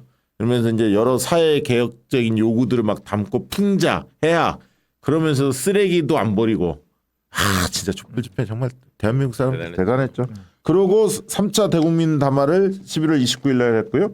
30일 날 박영수 특검이 임명이 됩니다. 최순실 게이트 들어가고 12월 2일 날 3당이 대통령 탄핵안을 발의하고 그리고 12월 3일 날 더 많이 모입니다. 6차 촛불 집회 232만 명이 모이고요. 12월 6일 날 국정조사 청문회가 열리고 7일 날 다시 2차 청문회가 열리고 9일 날 결국 12월 9일 날 대통령 탄핵안이 국회 의결되고요. 가결이 됩니다. 찬성이 234, 반대 56으로 되죠. 이렇게 이제 쭉 흘러왔습니다. 쭉 흘러가면서 탄핵 얘기 조금 해봐야 할 것 같은데 그때 촛불 집회 나가셨죠, 장인수 기자님? 어떤 느낌이 들었습니까? 나가지는 않고 네. 기자니까 그냥 그때 이제 시시각각 특히 이제 그래도 이때 언론사들이 나름대로 큰 역할을 했잖아요. 네네. 예, 일단 봤지만 한겨레, 경향 이런 데서 K 미르재단 쓰고 아직도 기억나는 게 그 김의겸 선배가 사설로 아니 취재를 해보니까 이미 조선일보가 다 취재했더라. 니네 왜 기사 안 쓰냐 써라.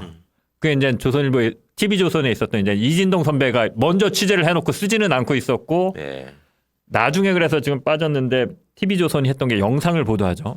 청와대 행정관님 핸드폰 이렇게 하고 이영순 네. 맞죠? 예. 이영순. 네. TV조선이 그거를 보도하면서 지금도 사람들이 얘기하는 게 조선일보, 동아일보가 돌아섰기 때문에 탄핵이 된 거다.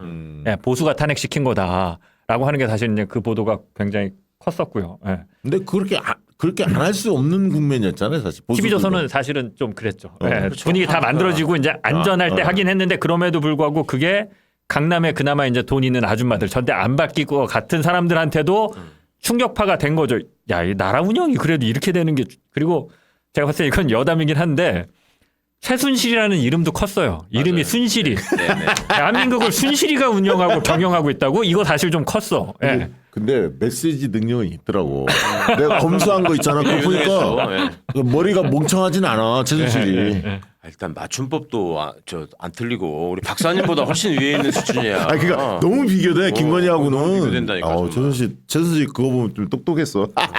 근데 그때 최강 의원님 저희 집회 많이 나가셨을 거 아닙니까? 엄청 나갔죠. 그때 이제 광화문 촛불 집회 맨날 생중계한다고 가서 앉아 있고. 진짜 그 문화예술인들 막 그 전인권 선생 막 이런 사람들 노래했던 것. 그때 그 광장의 추억도 되게 좋지만 그 우리 애들이 이제 청소년일 때란 말이에요. 네. 대학 들어가기 전인데 애들이 가고 싶어 했고 또 애들을 데리고 여러 번 갔어요. 네, 그 애들한테 정말 살아있는 교육이 됐지. 그때 가서 이제 그런 장면들 이제 주권자들이 어떻게 나라를 위해서 모여서 외치는가 이런 것들을 저희 애들한테 보여줄 수 있었다는 게 사실은 그 전에 아빠로서 애들이 태어날 때는 다 민주정부 시절이었는데 정작 애들이 학교를 다니면서 이제 뭔가 세상을 알아갈 때는 황당한 대통령들이 있어가지고 그게 좀 기성세대로서 미안한 면이 있었는데 이걸로 네. 조금이나마 애들한테 그래도 조금 뭔가 좀 선물을 준 것 같다 그런 생각이 좀 있었던 기억이 있습니다. 저는 그 당시에 이제 그 회사에 윈지코리아 컨설팅을 이제 맡아서 하고 있었는데 그 당시에 문재인 캠프의 전략본부에 결합을 했었어요. 전략팀에 결합을 하고 있는 상태에서 컨설팅을 저희가 담당을 했었거든. 전략을 컨설팅을 담당하고 있었는데 제가 그때 충격에 빠진 것은 FGI 포커스그룹 인터뷰라고 아까 정성조사 이거 이제 6명씩 이렇게 그룹별로 모여서 이제 진행을 하거든요. 마음속에 있는 속내를 알아보기 위해서 FGI 진행을 제가 여러 그룹을 했는데 가장 인상적인 분들이 강남권의 50대 여성분들을 했었어요. 네. 50대, 40대, 뭐 60대 이렇게 나눠서 다 합니다. 지역별로. 근데 강남권 분들을 하는데 거기 이제 민주당 지지자는 몇 명 안 되고 다 보수 성향이 그렇죠. 좀 더 많죠. 당연히. 네. 근데 이야기하는데 언론에 안 나온 얘기들 그렇게 하는 거예요. 강남권에 있는 분들이. 자기들이 지금 들은 저 얘기. 언론에 나온 건 이만큼의 빙산의 일각이고 아. 최순실이 어떻더라 뭐가 어떻더라 소문이 파다하는 거예요. 그 활동 무대가 강남이었으니까 강남. 그 사람 간 미용실 그 사람 간 소문이 빵집 다 이런 퍼진다. 게. 그러면서 뭐라 하냐면 자기도 다음 주에 촛불 집회 나가야겠다고 도저히 이건 용납이 안 된다 이러는 거야. 강남에 50대 분들이 여성분들이. 예. 그래서 내가 그거 딱 보고 바로 보고를 했어요. 이거는 문재인 대통령이 그 당시에 그 촛불 집회 참여를 안 했어요. 네, 처음에 맞아요. 안 했죠. 처음에 한쪽에서 이재명 촛불 집회 대표부터 이재명 신중해야 대표는 된다고. 아주 열심히 했었고 이재명 대표 예. 초반부터 1차 집회 때 이재명 대표의 발언이 화제가 됐죠. 많이 각인됐죠 그때 그치. 이재명이라는 사람이. 그때 뜬 거야 사실은. 예, 성남시장도 잘했지만 그 처음부터 뜬 건 아니고 처음엔 좀 뻘쭘했어. 성남시장으로 촛불 집회장에 가가지고 사람들이 아무도 못 알아보고 본인이 어떤 그 트럭인가 올라가서 연설도 하고 그랬는데 맞아, 별로 연설했어요. 듣는 사람도 없고 했는데 이재명의 메시지가 이제 사람들한테 전달되면서 그다음부터 이재명 누구야 해가지고 이재명 나타나면 얘기를 듣고 연설에 모이고 이제 이런 일이 있었죠. 맞아요. 그래서 그때 1차 집회 때 저 이재명 당시 성남시장의 연설을 듣고 반한 사람이 황현필 역사학자.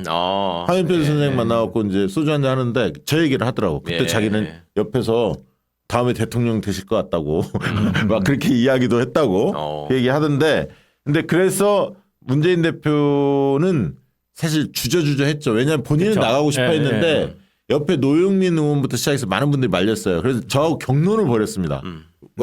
회의하다가 노영민 의원이 뭐라고 하냐면 역대 대통령 치고 손에 피 묻힌 사람이 대통령 된 적 있냐. 그러니까 혁명에 적극적으로 이렇게 가담하면 안 된다. 이런 투예요. 그래서 이게 현학적으로 막 이야기한 거지만 그분이 또 시인이거든. 시인인데 그래서 제가 FJ 얘기를 했어요. FJ 갔다 와서 딱 이거 아니다. 이거는 강남에 있는 50대 분들이 평범한 분들이 집회에 나가는 상황이다. 이거 과거에 흔히 말하는 진보 색깔이 강한 분들만 지금 촛불 집회에 오는 게 아니라 뿌리나 있는 모든 시민들이 지금 나와 있다.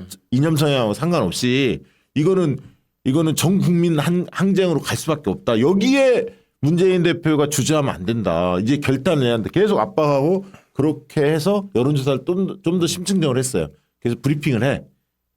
문재인 대통령 앞에 놓고 이근영 대표가 브리핑을 했는데 그때 그걸 딱 듣고 문재인 대표가 환한 웃음을 짓습니다. 네. 자, 잘 상의들 해보세요. 하고 뭐 임종석, 뭐 김경수 뭐 이런 사람들 이제 모여서 이제 나가야 합니다. 결론을 내려. 그게 이제 11월 한 20일 경이에요. 그 다음에 이제 숙대 강연 마치고 아마 11월 24일인가 26일 뭐 이쯤에 이제 결합을 합니다. 그게 이제 민주당이 조금 그러니까 거대 정당으로서 갖고 있는 한계이자 무게이기도 하죠. 그쵸. 그러니까 어렵죠. 쉽게 움직이지 예. 못하지만 예. 이런 사안이 생길 때 당내에서 항상 나오는 얘기죠. 신중해야 된다. 맞아요. 중도층의 마음을 생각해야 된다. 그리고 1위 후보였기 때문에 문재인 후보 가장 앞서 있는 후보였기 때문에 그렇죠. 그게 이제 상징성이 있어서 엉덩이가 무거운 거야 한마디로. 예. 이때 저는 기억나는 게 기자들이 보통 이렇게 되게 뭐라 그럴까? 이렇게 관심을 확 잘 안 둬요. 그러니까 다 자기 일 하는 척하고 뭔가 있는 척해. 그래갖고 뭐 TV 틀어놓고 보도국이나 편집국 가면 그렇거든요. 네. 틀어놓고 한 귀로 들으면서 다 자기 일 하고 뭐 이러는데 이때는 정말 기자들이 뉴스 시간이 되면 어느 순간 다 일어나서 TV 앞에 몰려가서 다 이러고 기자들이 이러고 네, 이게 초유의 상황이잖아요. 네, 네. 이 상황이 어떻게 될지 맞다. 이게 모르니까 그냥 기자들이 뭐 웬만한 특종에도 뭐 저거 뭐 약간 이런 게 있는데 이때는 정말 그냥 매일 TV 앞에서 다 이러고 와서 정말 그 주로 MBC 기자들이 다 JTBC 틀어놓고 있었거든요. MBC를 안 보고. 그때만 해도 촛불시 현장 가면 MBC 카메라는 쫓겨나고 네. JTBC 박수 받고 이럴 때 JTBC. 네. 맞아요. 야 지금 그러네. 그러니까 그게 참 그 저 김재철 김장겸이 사장할 때 MBC가 그냥 이게 자연스럽게 모이는 이게 이 현안에 대해서 정말 강남 아줌마들 말씀하셨지만 기자들도 그렇고 다 그런 어떤 자존심 내려놓고 관심도 있고 궁금하기도 하고 모이고 얘기하고 이런 분위기가 그냥 있었던 것 같아요. 그렇죠. 이때. 그리고 이제 아까 네. 최 의원님 말씀대로 아이들 데리고 나온 분들이 많았어요. 이게 산 교육장이 되잖아요. 역사의 현장이었고 그런 게 참 의미 있었고요. 그리고 전혀 무슨 저 행패 부리는 사람이나 이런 게 없이 없었죠. 굉장히 즐겁게 평화적으로 전 세계가 깜짝 칭찬했죠. 놀랐던 주목하고 대한민국에. 자 그러면서 이제 정치권은 바른정당이 이제 만들어져요. 탄핵에 동참했던 김무성, 유승민 뭐 이런 사람들이 이제 모여서 바른정당이 1월달에 창당을 합니다. 그리고 이제 그 3월 10일날 헌재가 최종적으로 박근혜 탄핵을 인용을 하죠. 이때도 사실 조마조마했죠. 네. 태극기 부대가 막 맞불 집회 막 하고 막 그랬었잖아요. 그다음에 이때 이제 박근혜는 이길 거라고 생각하고 케이크 갖다가 놓고 이제 기다리고 있었고 계엄령을 또 계엄령 얘기가 준비하고 나왔었죠. 있었고. 맞아요. 그래서 이게 불안불안했는데 결국은 민심이 결국은 탄핵을 이끌어낸 겁니다. 예. 국민들이 만들어냈다고. 지금 나와서 저 인권위원장 후보자라고 저 말 같지 않은 한심한 소리 하고 있는 안창호가 네. 이 현재 결정부를 내가 좀 쓰게 해달라고 했을 때니까 네. 이때가 이때 헌법재판관이었거든요. 결국 이제 대선에서 문재인 대통령이 승리를 거두죠. 근데 이제 그때 득표율이 이때 경선에서 먼저 경선. 4월 달에 민주당 경선을 치르는데 3인 최성까지 4명이 예. 있거든. 문재인, 안희정, 이재명, 최성했는데 문재인 57, 안희정 21.5, 이재명 21.2. 여기서도 안희정, 이재명 박빙을 이룹니다. 네. 정말 엎치락뒤쳐 2, 3위. 왜냐하면 누가 2등인지가 굉장히 중요했어요, 사실. 네. 왜냐하면 2등은 그 다음에 또 네, 대통령 유력 후보로 발돋움하는 게 있기 때문에 이재명 당시 시장도 많은 분들이 좋아했고 그래서 2등이 될 것으로 기대를 했습니다만 결국 이제 안희정 지사가 2등을 했죠. 근소한 차이로. 이렇게 됐고 그다음에 조기 대선이 실시되면서 문재인 대통령이 이제 당선된 그런 과정을 겪게 되는데 그 당시 이제 557만 표 차로 압도적으로 승리하죠. 예. 득표율은 물론 다자구도였기 때문에 40%대였지만 과반을 넘기지는 못했지만 후보가 워낙 많아서 2위 간의 득표 차는 굉장히 컸습니다. 특히 그동안에 안철수가 2등으로 달리다가 여기서 저 홍준표가 밀리죠. 홍준표가 역전하죠. 자, 그 그래프를 한번 보겠습니다. 여론조사 결과 보시면 여기서 반기문이 나올 때 문재인 반기문 순위였어요. 네. 그다음에 이재명 이렇게 순위가 됐었는데 그다음에 이게 지금 첫 번째 띄웠던 게 몇 월 달이었죠? 1월? 예, 1월 달이었죠. 그다음에 넘겨 보십시오. 그러면 2월 달 넷째 주로 바뀌면 반기문이 안 나오니까 이제 이게 이제 2017년 앞에 거는 아까 2017년 1월 달인데 반기문이 그때까지 살아 있었거든요. 네. 반기문 넣고 반기문이 안 난다고 하니까 해봤더니 문재인 안희정, 네. 한교안 안철수 순이에요. 이재명 대표 좀 빠지고요. 그 다음에 4월 달로 넘겨봅니다. 4월 달로 보면 문재인 안철수로 좁혀져요. 네. 왜냐하면 이때는 민주당 경선이 끝나니까 안희정 표를 문재인도 가져가지만 안철수가 안희정 표를 상당 부분 흡수합니다. 예. 그래서 이때가 사실은 굉장히 긴장감이 높여졌어요. 안철수가 막 치고 나올 때거든. 그래서 이때 문재인 캠프에서도 안철수를 어떻게 잡을까 골머리를 앓던 시기가 이때였습니다. 왜냐하면 보수의 홍준표나 이쪽은 다 탄핵 때문에 죽을 썼던 시기였고요. 뒤에 한번 넘겨주시겠습니까? 추이를 보시면 저렇게 보이죠. 제일 위에 있는 게 문재인이고 녹색 계열이 안철수거든요. 한번 딱 붙죠. 저기에. 네. 붙다가 5월달 이제 넘으면서 빠지는 빠집니다. 네. 예, 실제로 선거운동 기간에는 빠지죠. 그다음에 이제 포스터까지 마저 보시고 포스터에서 문재인 후보 저게 나라를 나라답게 든든한 대통령 문재인 이렇게 나와 있죠. 홍준표는 당당한 서민 대통령 지키겠다 자유대한민국 이랬고 안철수죠. 이름만 크게 하고 저렇게 찍었던 게 기억이 날 겁니다. 자, 이런 거였는데 그때 이제 화제가 됐던 게 TV 토론에서 제가 아바타입니까? 제가 갑철수입니까? 안철수입니까? 요게 이제 TV 토론에서 화제가 됐었죠. 그러면서 안철수가 죽을 쓰기 시작했습니다. 자, 요 과정까지는 한번 다 기억이 날 것 같고. 저때 후보자들 잘 보시면 이재호도 나왔고 맞아, 이재호 나왔어. 남재준도 나왔고. 맞아요, 맞아요. 남재준. 근데 이때 그 캠프에서 아까 말했듯이 늘 중도 통합 확장 이런 걸 주장했는데 그 문재인 캠프에서 시종일관 견제하려고 했던 게 전략 단위에서는 적폐청산의 적장자 이 포지셔닝을 놓치면 우린 위험해진다. 그러니까 왜냐하면 적폐를 청산하자 이게 이제 탄핵의 요구였고 이게 나라냐 예. 이 개념이었기 때문에 그래서 이제 나라를 나라답게라는 슬로건은 사실 제가 만들었어요. 처음에 나라다운 나라를 제가 만들어서 그게 이제 그 송영길 본부장 통해서 전배원 본부장 송영길 본부장 통해서 받아들여서 홍보 쪽에서 이제 나라다운 나라를 나라답게 약간 변형해서 저게 확정지었던 거고요. 그 당시에 이제 문재인 캠프에서는 그 안철수를 겨냥해서 두 가지를 강조했죠. 하나는 뭐였냐면 당과 후보를 묶자. 왜냐하면 당은 이게 왜냐하면 탄핵 국면이었기 때문에 국민들이 불안 심리가 있었거든요. 네, 그리고 인수위가 없이 바로 투입되기 네. 때문에 그래서 국민의당은 미니 정당 소규모 정당일 뿐만 아니라 수권을 해보지 못한 정당이었다. 이걸 강조한 거예요. 예. 민주당은 의석수도 많고 수권 정당이다. 이 경험이 있다. 그리고 인맥 풀, 인적 네트워크 넓다, 많다 이런 걸 강조해서 당과 후보를 붙이는 슬로건을 많이 냅니다. 그래서 든든한 문재인 또 준비된 민주당 이런 걸 사용하면서 그 안철수를 겨냥해서 이제 안정감을 좀 더 주는 측면도 강화하죠. 뭐 이런 전략 하에서 넘어갔던 거고요. 그 당시도 통합 중도를 강조했던 국민성장, 노영민 쪽 참 이야기 많이 했습니다만 결국은 후보가 적폐청산의 적장자라는 그 포지셔닝을 놓치지 않고 해서 승리로 이끌지 않았나 그런 생각이 듭니다. 자, 몇 가지만 좀 간단히 그 짚어보고 이제 마무리하시죠. 양정철 문제를 조금 얘기하긴 해야 하는데 당시에 양정철이 청와대 못 들어갔잖아요. 청와대 못 들어갔는데 그 당시에 제가 들은 얘기는 문 대통령 의지였습니다. 그때 뭐 기자들은 어떻게 알고 계셨나요? 저는 자세한 건 모르겠고 저도 그렇게 못 들어가는 데는 이유가 있는 거다. 예.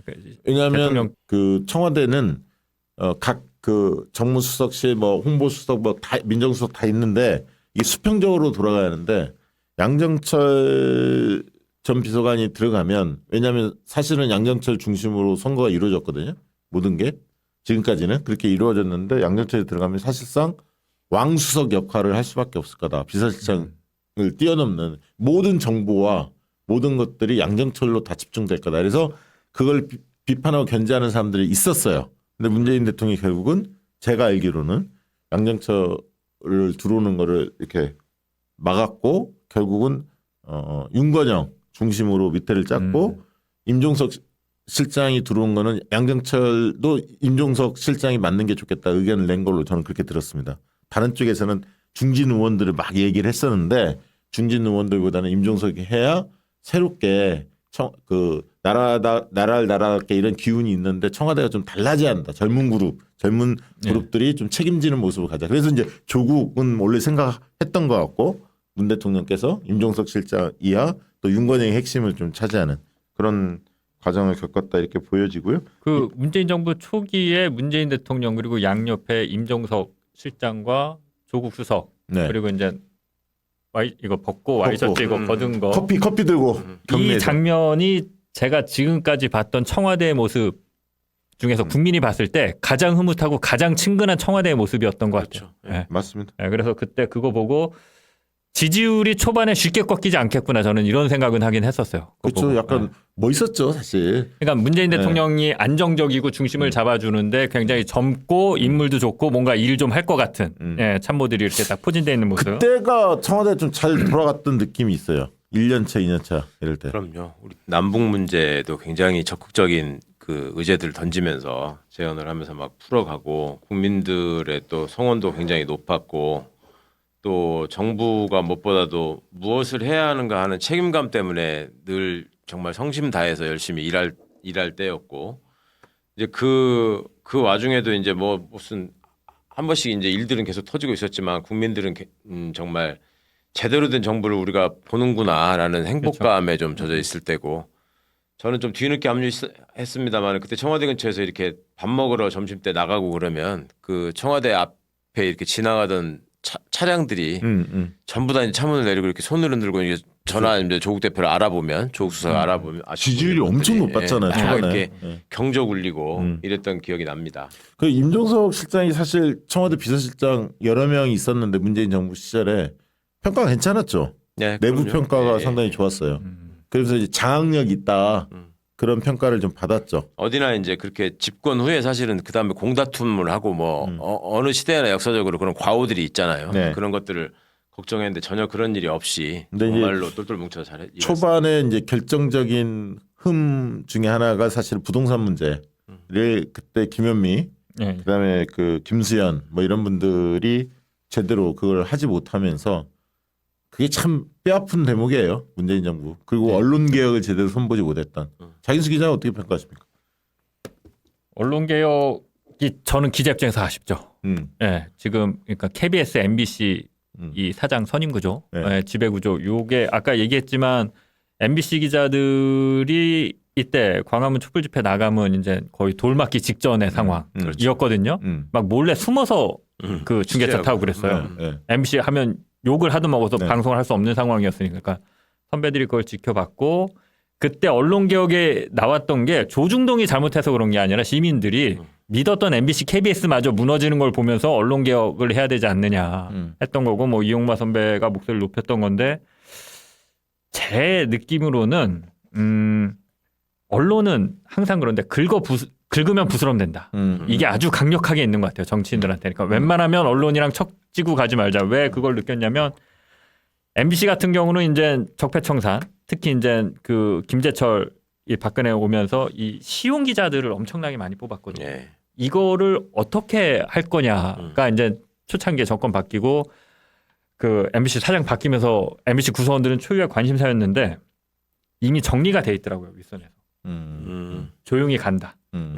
해고는 없다. 시용 그 경력 기자들에 대해서 그냥 간다. 그러니까 이게 다 청와대랑 교감해서 이제 MBC 결국은 사장을 어떻게 하잖아요. 됐나요? 그분들이 지금 많이 남아 있나요? 그대로 많이 다 나갔나요? 그대로 다 있어요? 네. 나간 사람도 꽤 나간 있다고 사람들도 들었는데. 꽤 있는데 그건 이제 자발적으로 나간 거고. 글쎄, 하여튼. 예, 자발적으로 나간 거고 자기가 여기서 재미를 못 보니까 상당수가 그대로 있죠. 예, 예. 그때 그 시용 기자 채용하고 어쩌고 한참 할 때 박문진 이사로 있었으면서 그때 이제 황당한 게 많았잖아요. 면접하면서 무슨 뭐 대선 때 누구 찍었냐, 뭐 네, 고향이 전라도냐, 뭐 그렇죠. 이런 거 그런 걸 이런 거 물어봤어요. 물어봤다는 네. 얘기들이 있었고, 그리고 나중에 이제 기자들한테 들은 얘기로 좀 저기 했던 게 법조 기자들이 저한테 그런 얘기를 해요. 다른 어떤 마이너 매체에 출입하던 기자였는데 오랜만에 그 법조 취재 현장에서 만났다는 거예요. 그러니까 자기하고 기자들도 왜 그 입사 동기들이 같이 네, 저기 사회부 때 뛰면서 뭐 동기라고 하잖아. 예. 그 자기 동기뻘 되는 기자인데 그 쭉 못 만나다가 만났대 법조 쪽에서. 그래가지고 아유 오랜만이라고 웬일이냐고 그러니까 조금 이렇게 멈칫하더라는 거예요. 반가워하지를 않고. 그래서 아유 어떻게 지내냐고 그랬더니 나 MBC로 갔다. MBC로 가서 이렇게 법조 나오게 됐다. 그러니까 이제 이 친구가 아니 법조 안 해보지 않았냐. 법조 전에 해봤었어 저기 있을 때 그랬더니 아니 뭐 요새 뭐 MBC가 그렇잖아. 나 같은 사람. 그러니까 왜냐하면 기자들 사이에서도 네. 법조 취재가 꽤 난이도가 있고 그 저기 한 걸로 친다면서요. 그 나름 법조 출입하고 뭐 국회 출입하고 이러는 것들을 지들끼리도 좀 쳐주는데 이제 그 사람 입장에서는 나름의 이제 그 자격지심이 있었던 거야. 내가 지금 법조에 출입할 만한 그런 실력이 아니라는 건 나도 알지만 그리고 내가 MBC 기자를 할 만큼의 그런 준비가 안 돼 있다는 것도 내가 알지만 지금 세상에 이렇게 돼 있지 않냐. 뭐 이렇게 얘기했다는 소리를 들어서. 아무튼 언론개혁은 제가 봤을 때는 이제 그게 참여정부도 그렇고 이제 문재인 정부도 그렇고 이 언론개혁 이슈를 정권 말기에 꼭 들고 나왔거든요. 안 돼요. 그렇죠. 예, 초반에. 예. 이게 중반 지나가서 지지율 떨어졌을 때 왜냐하면 이게 이제 그런 것 같아요. 판판이 이제 언론에 당하다 보면 야 이거 안 되겠구나를 이제 처음엔 어떻게 항상 좀 잘 지내보려고 허니문 예, 기간이 그거 있잖아. 부스럼 만들고 지지율 잘 나오고 뭐 언론도 좀 좋게 써주는 데도 꽤 생기고 그러다 이제 후반에 하려고 그러는데 안 되죠. 근데 좀 제가 이제 문재인 정부 때 아쉬웠던 거는 MBN이 한번 과락을 했어요. 아 맞아 기억나요. MBN이 네, 한번 과락을 그랬었죠. 했어요. 네, 이럴 네. 때 좀 강하게 뭔가 강하게 안 했었어야 했지. 되는데 네, 강하게. 대충 또 봐주고 넘어갔어. 맞아 기억나요. 네. 봐주고 넘어가면 잘 써주나요? 물론 이제 그것 때문에 하는 건 아닌데 이 과락이 나왔잖아. 이거 그렇죠. 이제 제허가 취소될 만한 점수가 나왔는데 그랬었고 채널A 검언유착 의혹 터졌을 때도 채널A가 굉장히 곤욕스러운 상황이어서 방통위에서는 니네 이거 사실로 드러나면 제허가 취소한다라고 조건부 승인을 해줬는데 채널A는 굉장히 몰렸었죠 코너에. 예. 이런 것들이 한번 어떤 그런 언론 개혁을 꺼낼 수 있는 어떤 기회들이 있었다고 보는데 그냥 다 넘어갔어요. 예, 그걸 더 이상 그러니까 확전을 시키지 않았어. 예. 저는 사실은 이제 그 문재인 정부 때 뭐 여기 뭐 문재인 정부를 전반적으로 평가하는 시간은 아니니까 짧게 한마디만 드리면 청년 문제가 상당히 커졌거든요. 그때 이제 그 젠더 이슈가 네. 문재인 정부 초반에 뭐 해화동에서 막 그렇죠. 여성들 집회하고 네, 네. 기억나시죠? 예. 그러면 이제 청년들도 이제 막 그 저 굉장히 분노하고 남성들도 이제 이렇게 하다가 그 문제를 언제 심각하게 더 느꼈냐면 경남에 가서 FGI를 하는데 민주당 지지자인데 젊은 30대인데 딱 이 얘기를 하는 거예요. 자기는 거기서 경남에서 민주당을 젊은 친구가 지지하면 굉장히 의식이 있는 거거든. 예. 여러 정치 현안에 굉장히 박더라고. 근데 이 친구가 뭐라고 하냐면 자기는 국민의힘보다 저기 뭐야 저 지금 국민의힘보다 더 싫은 게 있대. 그럼 뭐야 그랬더니 여가부래. 여가부가 국민의힘보다 더 싫다라고 표현을 하더라고. 그러면서 그 당시에 임종석 실장 이름이 나오는 거야. 왜? 그랬더니 임종석 실장이 그 당시에 586 세대의 상징 같은 분이었고 비서실장이었으니까. 그런데 이 586 세대들이 자기들이 청년 시절이었던 80년대만 생각하고 그 당시는 여성이 사회적 약자였기 때문에 사회적 약자인 여성들을 적극적으로 좀 권익을 향상시켜야 한다. 이런 문제의식에 젖어 있다 보니까 지금 시기에 무리하게 적용한다는 거야. 지금 아이들은 남녀 자랄 때부터 평등하게 자라는데 가정이나 학교나 뭐 남자라고 해서 특혜받는 거 하나도 없는데 그렇게 하면서 임종석 실장에 대해 비판이 굉장히 세더라고. 실제로 뭐 주도했는지 안 했는지 모르겠지만 그래서 이 청년 문제를 빨리 청와대가 적극적으로 대체한다. 제가 몇 번 얘기했어요. 사실 보고서에도 많이 밖에 여론조사 하면서 의견을 냈는데 안 반영되더라고 사실. 그래서 그게 너무너무 아쉬웠고 두 번째는 짧게 얘기하면 국무회의에 서울시장은 참석할 수 있어요. 예. 근데 네, 그렇죠. 서울시장 외에는 참석이 안 돼. 그래서 그때 이재명 대표 측에서 경기지사가 서울시장보다 캐파는 더 크잖아요. 사실 맞아요. 예. 인구수가 더 크니까 이 참관을 굉장히 요청을 했거든. 맞아요. 차기 대선을 앞두고 이제 그런 측면에서 그래서 저도 여러 번 건의했는데 이게 거의 안 되다가 막판에 이제 되긴 됐는데 아무튼 그런 과정들을 겪으면서 아 문재인 정권의 핵심들이 이재명 대표에 대해서 좀 이렇게 좀 여전히 그 경선 과정에서 좀 치열했던 게 있었고 거리감을 약간 두려고 하는구나 그런 건 좀 느꼈었죠. 예, 이게 근데 젠더 갈등이 굉장히 어려운 문제인 것 같고 이걸 어떻게 포지셔닝을 가져가야 되느냐가 앞으로 이 민주당 개혁 세력 계속 이게 이제 어려운 문제 이게 딱 정답이 없습니다. 이게 그렇죠. 예. 어려운 문제. 사실 저도 처음에 이게 좀 느렸는데 젊은 남자들이 그런 얘기할 때 저 일배에 젖어 있어 약간 이런 식으로 생각을 했었는데 들여다 보면 꼭 그런 것 같지 않아요. 예, 나름대로 합리적인 이유가 있는 것 같아요. 그들이 느끼는 박탈감 각자 있어요. 각자. 다 남자 여자 이해할 다. 수는 없지만 예. 맞아요. 각자 있어요. 이걸 어떻게 조정하느냐가 앞으로 굉장히 중요하죠. 그래서 이제 젊은 남녀들로부터 다 이게 비토당하면 이게 되게 특이한 게 그냥 아예 표를 안 줘버리더라고요. 그러니까 그게 누적이 네. 돼서 어떻게 보면 지난 대선 때 어떻게 보면 쫙 갈라진 거잖아요. 여성은 문재인, 네. 남성은 윤석열 이렇게 간 거 아니에요. 이준석이 그 작업을 했고 갈라치기를 한 네, 거고. 아무튼 그렇습니다. 자 전반적으로 이제 다 짚어봤고요. 교훈 얻어야 할 거 반면교사 좀 삼아야 할 게 있다면 뭔지 마무리 좀 지어야 할 것 같은데 최강 의원님 지난 2017년 대선 보면서 어떤 게 좀 우리가 앞으로 2027년이 될지 내년이 될지 대선은 언제가 될지는 모르겠으나 차기 대선 글쎄, 우리 교훈을 삼아야 할 거. 대선을 뭐 직접 뭐 선거운동 조직에 참여하고 뭐 이런 게 아니라서 뭐 자세히는 모르겠습니다만은 제가 생각하는 관점에서는 그런 걸 좀 생각해 보고 싶어요. 제가 이제 현역 의원 시절에 소위 다선 의원이라는 사람들이 철험회 때문에 민주당이 망가질까 봐 걱정이다. 이런 식의 얘기를 아주 충정처럼 토로하던 분들이 있었어요. 그러면서 했던 얘기가 정치를 처음 해봐서 다들 잘 모르시겠지만 우리가 집권을 하려고 그러면 우리가 집권을 해야지 대한민국이 그나마라도 조금 더 안정되고 조금 더 나아질 수 있는 길이 생기는데 집권을 하려고 그러면 우리가 의제를 선정하고 선점하고 또 주도하고 해서 가는 걸로는 쉽지가 않다.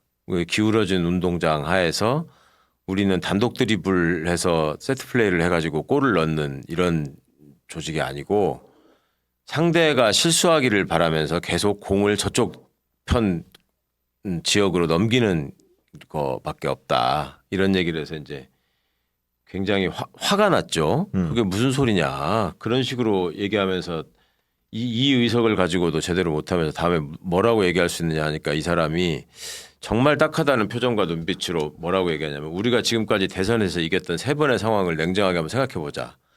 IMF 사태가 없었으면 DJ가 대통령이 될 수 있었다고 생각하느냐. 월드컵 4강이 없었으면 정몽준과의 단일화를 통해서 노무현 후보가 대통령이 될 수 있었을 거라고 생각하느냐. 최순실 박근혜 국정농단이 없었으면 문재인 후보가 대통령이 될 수 있겠다고 생각하느냐. 이렇게 우리는 외생 변수에 의해서 어떤 세상이 급변할 때 급격하게 흔들릴 때 한 번씩 정권을 잡았기 때문에 일종의 패배의식이에요. 그러니까 그런 상황이 되지 않으면 우리는 항상 소수고 항상 기울어진 곳에서 부당한 공격을 감내하면서 꾸역꾸역 그냥 밀고 나가는 수밖에 없기 때문에 저쪽에 눈치를 보면서 아주 말하자면 선명하고 강경한 얘기는 최대한 자제하는 게 좋다라는 식의 나름의 확신이 있더라고. 그리고 자기의 경험을 통해서 이거는 뭐 확인된 것으로 생각하는 경향이 있어요. 그런데 바꿔놓고 생각을 해보면 국민들의 생각이나 의식 수준이 IMF 이후를 거치면서 쭉 어떤 정부가 우리한테 필요한가라는 거를 저는 조금씩 다 생각하면서 그 과정에서 발전해 왔다고 느끼거든요. 역사라는 건 분명히 퇴행이 한 번씩 있지만 어느 순간에도 국민들은 우리 사회가 우리나라가 어떤 모습으로 발전해야 하는가 그리고 당대 대통령한테서 채우지 못한 거를 뭘로 채워야 하는가 이런 것들을 항상 생각한다. 그렇다면 민주당이 국민들한테 희망을 주는 의제를 선점하고 그거를 선명하게 제시하고 그거를 해낼 것 같은 자신 있고 용기 있는 모습을 보여줄 때 표를 주는 것이지 그냥 저쪽이 난리 쳐가지고 이상한 짓거리 해가지고 망가졌다고 해서 지난번 대선 때 홍준표 표 나오는 거 봐라. 결국 안철수를 이기지 않느냐. 어? 이런 점들이 민주당이 조금 더 단호한 의지를 가지고 국민들을 설득해 나가야 될 필요가 있다라고 생각하는 편이라서 이런 어떤 그 선거 과정에서 벌어졌던 이런 일들은 단순히 저들의 모습만 바라볼 게 아니라 우리들이 어떤 모습을 가지고 어떻게 대처했고 국민들은 민주당을 바라보면서 무엇을 원했는가라는 네. 거를 끊임없이 성찰해야 된다. 그런 생각을 합니다. 자, 이 얘기 받아서 짧게 부연 설명하면 지난번 총선 있잖아요. 지난번 총선 때도 그 얘기 그렇게 생각하는 사람들이 이렇게 주장했어요. 뭐냐면 아까 얘기했던 외생 변수 때문에 민주당은 대선에서 이겼다. 네. 지난번 총선 때도 뭐라고 얘기했냐면 2020년 총선에서 민주당이 압승한 것은 코로나. 특이했다. 코로나. 코로나 뭐 이런 거였고 그다음에 18년에는 저 지방선거 때는 저 남북 정상회담. 남북 북미 정상회담 네. 있었고 뭐 네. 이런 것 때문에 된 거지 특이했던 거지. 2024년 총선 어림없다. 그리고 집권 초기에 야당이 그렇게 대승할 수 있는 건 없다 역대로. 그러면서 막 상황을 그렇게 설명하는 정치평론가 패널들 많았어요. 많았죠. 여론조사 전문가들. 반성 하나 몰라 그 인간들. 지금도 뭐 뻔뻔하게 저 방송에 많이 나오던데. 세상 아주 진지하고 저기한 예. 표정으로 예. 여러분들이 몰라서 그러는데. 자, 우리 장인수 기자님. 네. 예. 이건 약간 다른 얘기일 수는 있는데 최근 젊은 기자들한테 물어보면 저 때만 하더라도 민주당을 나가라고 그러면 좀 싫어했어요. 민주당 의원들 특히 이제 열린우리당 민주당의 네. 젊은 네. 의원들 그때 이제 탄핵 국면에서 저는 2005년에 처음 기자가 됐으니까 네. 탄도리들이라고 좀 비하는 네. 게 있었죠. 그때 유행했죠 탄돌이랑. 네. 되게 취재하기가 어려웠어요. 아. 다 학생회장 출신들이고 본인들 잘나서 되신 분들이어갖고 그러네. 되게 이제 예. 힘들었어 취재하는 게. 근데 이제 국민의힘은 되게 따뜻했어요. 가면 내가 열린우리당 취재하는데도 가면 아니 기자들을 잘해주잖아 국민의힘 쪽으로. 거기는 꼭 꼬박꼬박 기자님이라고 그러고 존댓말 쓰고 잘해준다니까. 제가 열린우리당 출입 기자고 번호도 저장이 안 됐고 처음 했는데도 전화해서 질문하면 다 대답해줘요. 마이너 세계일보인데도. 네네. 근데 열린우리당은 예를 들면 전화하면 세계일보 장인수입니다. 그럼 뚝. 뭐 그리고 이게 한겨레나 이런데 아니면 그냥 뚝. 그렇죠. 이제 자기가 필요 없거나 뭐 왜 전화해서 이해 안 되면 그냥 끊는 거예요. 그게 이게 이렇게 얘기하면 좀 그런데 친노들이 심했어요. 그 당시에 친노 의원들이 이제 노무현 정부 때 이제 그런 거를 제 세대의 기자들 이제 시니어 그룹이 된 기자들은 민주당 출입 힘들지 고생하겠다라고 하는데 요새 젊은 기자들은 반대래요. 오 그래요? 국민의힘이 그렇대요. 아 요즘 분위기가? 네, 국민의힘이 여기니까 망하는 집안인 거야. 그리고 민주당이 오히려 따뜻하고 오. 얘기가 되고 오. 전화도 잘 받아주고 오. 조선일보, 동아일보라고 해서 이렇게 배척하지 않고 최대한 설득하려고 하고 그게 이제 예전에 국민의 이제 보수 정당이 잘 될 때 늘 집권하고 늘 언론이 우리 편이었으니까 그쪽은 그렇고 말씀하신 대로 열린우리당이나 민주당 이제 언론에서 좀 그러니까 늘 손해 보고 언론으로부터 공격당하는 거니까 이제 방어적일 수밖에 없는 거는 저도 이해는 하는데 요거 이제 다른 얘기인데 최근에 이렇게 보면 기자들 젊은 기자들 이렇게 얘기해 보면 다 알아요. 여기 망가가고 있고 되게 얘기 안 되는 곳이라는 거. 네. 그래서 아무튼 이건 좀 다른 얘기인데 그냥 생각나서 했고 제가 이제 드리고 싶은 말씀은 유튜브 생기고 나서 정치인들이 언론을 통하지 않고 자기 채널이나 이런 걸 통해서 지지자들이랑 직접 소통하다 보니까 생기는 게 지지자들, 코어 지지자 그룹이 형성되고 자기 지지하는 정치인들과 굉장히 유기적이고 화학적인 결합이 되면서 나타나는 안 좋은 점 중에 하나가 경쟁자들 제거예요. 네. 이게 이제 아까 전에 잠깐 얘기했지만 이전 대선에서 문재인 캠프와 이재명 캠프 그리고 또 안희정 캠프까지 해서 갈등이 다 있고 앙금이 있죠. 지지자들끼리 싸웠던 네. 그게 지금까지도 되고 있고 지금에 와서 이제 조국 혁신당의 돌풍을 일으켰는데 저는 박수 칠 만한 일이 아닌가 싶은데 그거를 등장부터 견제해야 되고 죽여야 되고 이 진영 내에서 이거가 결국은 가장 큰 걸림돌, 발목을 잡는. 예. 내가 민주당을 지지한다라고 하지만 사실은 어떻게 보면 그게 민주당을 망치는 걸 수도 있고요. 예. 그렇죠. 노무현 대통령이 되는 과정을 보면 처음부터 잘 됐던 게 아니라 다 물리치면서 극복하고 승리하고 이기고 안 되는 것들을 해나가면서 감동을 줬던 거잖아요. 그렇죠. 예. 근데 지금 어떻게 정권도 뺏긴 민주당 야당이 경쟁 후보들을 죽이고 내가 지지하는 후보가 살아 있어야 이게 가서 먹는다고 생각해요. 이렇게 되면 기자 입장에서는 기사 쓸 일 없고요. 후보가 이미 정해져 있으면 재미없는 거고요. 저쪽에 쳐다보지도 않아요. 예. 이쪽에 그러니까 윤석열이 검찰총장으로서 했던 게 민주당의 대선 후보들 다 죽였잖아요. 안희정, 뭐 네, 박원순 후보 같은 경우 그렇지만 뭐 김경수 네. 다 말도 안 되는 걸로 꼬투리 잡아서 깜빵 보내려고 그랬고 뭐 이재명 대표 그런 식으로 죽이려고 그랬고 예. 재미없게 만들어서 나중에 민주당에 후보가 없었던 네, 네.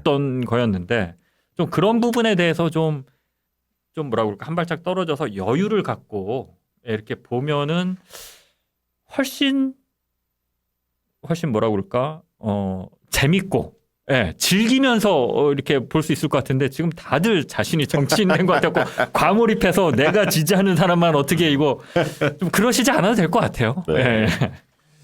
저는 그 얘기 좀 하나 드리고 싶은 게 이제 이재명 대세로 현실적으로 좀 존재하는데 그 뭐 오늘도 뭐 여론조사 나왔습니다만 오세훈 뭐 한동훈 이재명 대표와 붙여보면 격차가 엄청 많이 나거든요. 그러니까 이제 그야말로 이재명 대세로는 분명히 있다고 봅니다. 다만 이제 이재명 대표가 여전히 이제 악마시키는 그런 어떤 흐름이 존재하다 보니까 비호감도가 꽤 높은 건 또한 사실이에요. 좋아하는 분들 호감도도 있지만 비호감이 여전히 높거든요. 비호감을 낮추기 위해서는 이제 다양한 시도들이 있어야 할 것 같은데 과거 이제 우리가 앞으로 3탄이 이제 97년 DJ 집권을 이제 다뤄볼 텐데 이 뉴 DJ 플랜을 어떻게 가져왔는지를 잘 지켜볼 필요가 있고 이 2017년 대선에서 반면교사 삼아야 할 것은 저는 아까 문재인 대통령이 당대표 때 그리고 당대표 이전부터 시작했던 인재 발굴 네. 천하의 인재들을 미리 쭉 만나보면서 그 사람들을 인재 영입 시기에 쫙 하잖아요. 그때 2010년 표창원부터 시작이 쫙 했잖아요. 그런 것을 이재명 대표가 구상하고 계시한다. 지금부터. 그리고 재수의 특히 이제 광흥창 팀 같은 그 실무 탄탄한 사람들 있지 않습니까? 이런 코어 그룹들이 확실하게 그런 사람들을 그것도 이제 그 굉장히 능력자들이거든요. 코어 그룹들이 그런 사람들을 잘 발굴해서 팀을 잘 짜야 할 것 같다. 그리고 지금 장인수 기자님이 얘기했던 지지자들끼리의 어떤 분열 요소를 최소화하면서 단결된 통합된 그런 흐름을 잘 만들어내는 게 이재명 대표에게 부여된 과제가 아닌가 그런 생각 가져봅니다. 자, 오늘 2탄 짚어봤습니다. 2017년 여러분들 기억하시죠? 촛불 그리고 탄핵으로 이어졌던 2017년 문재인 대표의 당선 그래서 민주정부 3기가 그렇게 이루어졌는데요. 자, 저희는 내일 아마 또 한 편이 올라올 겁니다. 내일 올라오는 내용은 97년 최초의 수평적 정권 교체 김대중 대통령이 어떻게 빨갱이로 내몰렸고 정말 김대중 비자금 수사 뭐 등등등등 난리가 아니었는데 그리고 IMF도 있었고요. 그 어려운 상황들을 어떻게 뚫고 김대중 대통령이 집권을 했는지 그거를 다뤄보도록 하겠습니다. 3탄에서 오늘 방송은 이것으로 마치도록 하겠습니다. 고맙습니다. 고맙습니다. 감사합니다.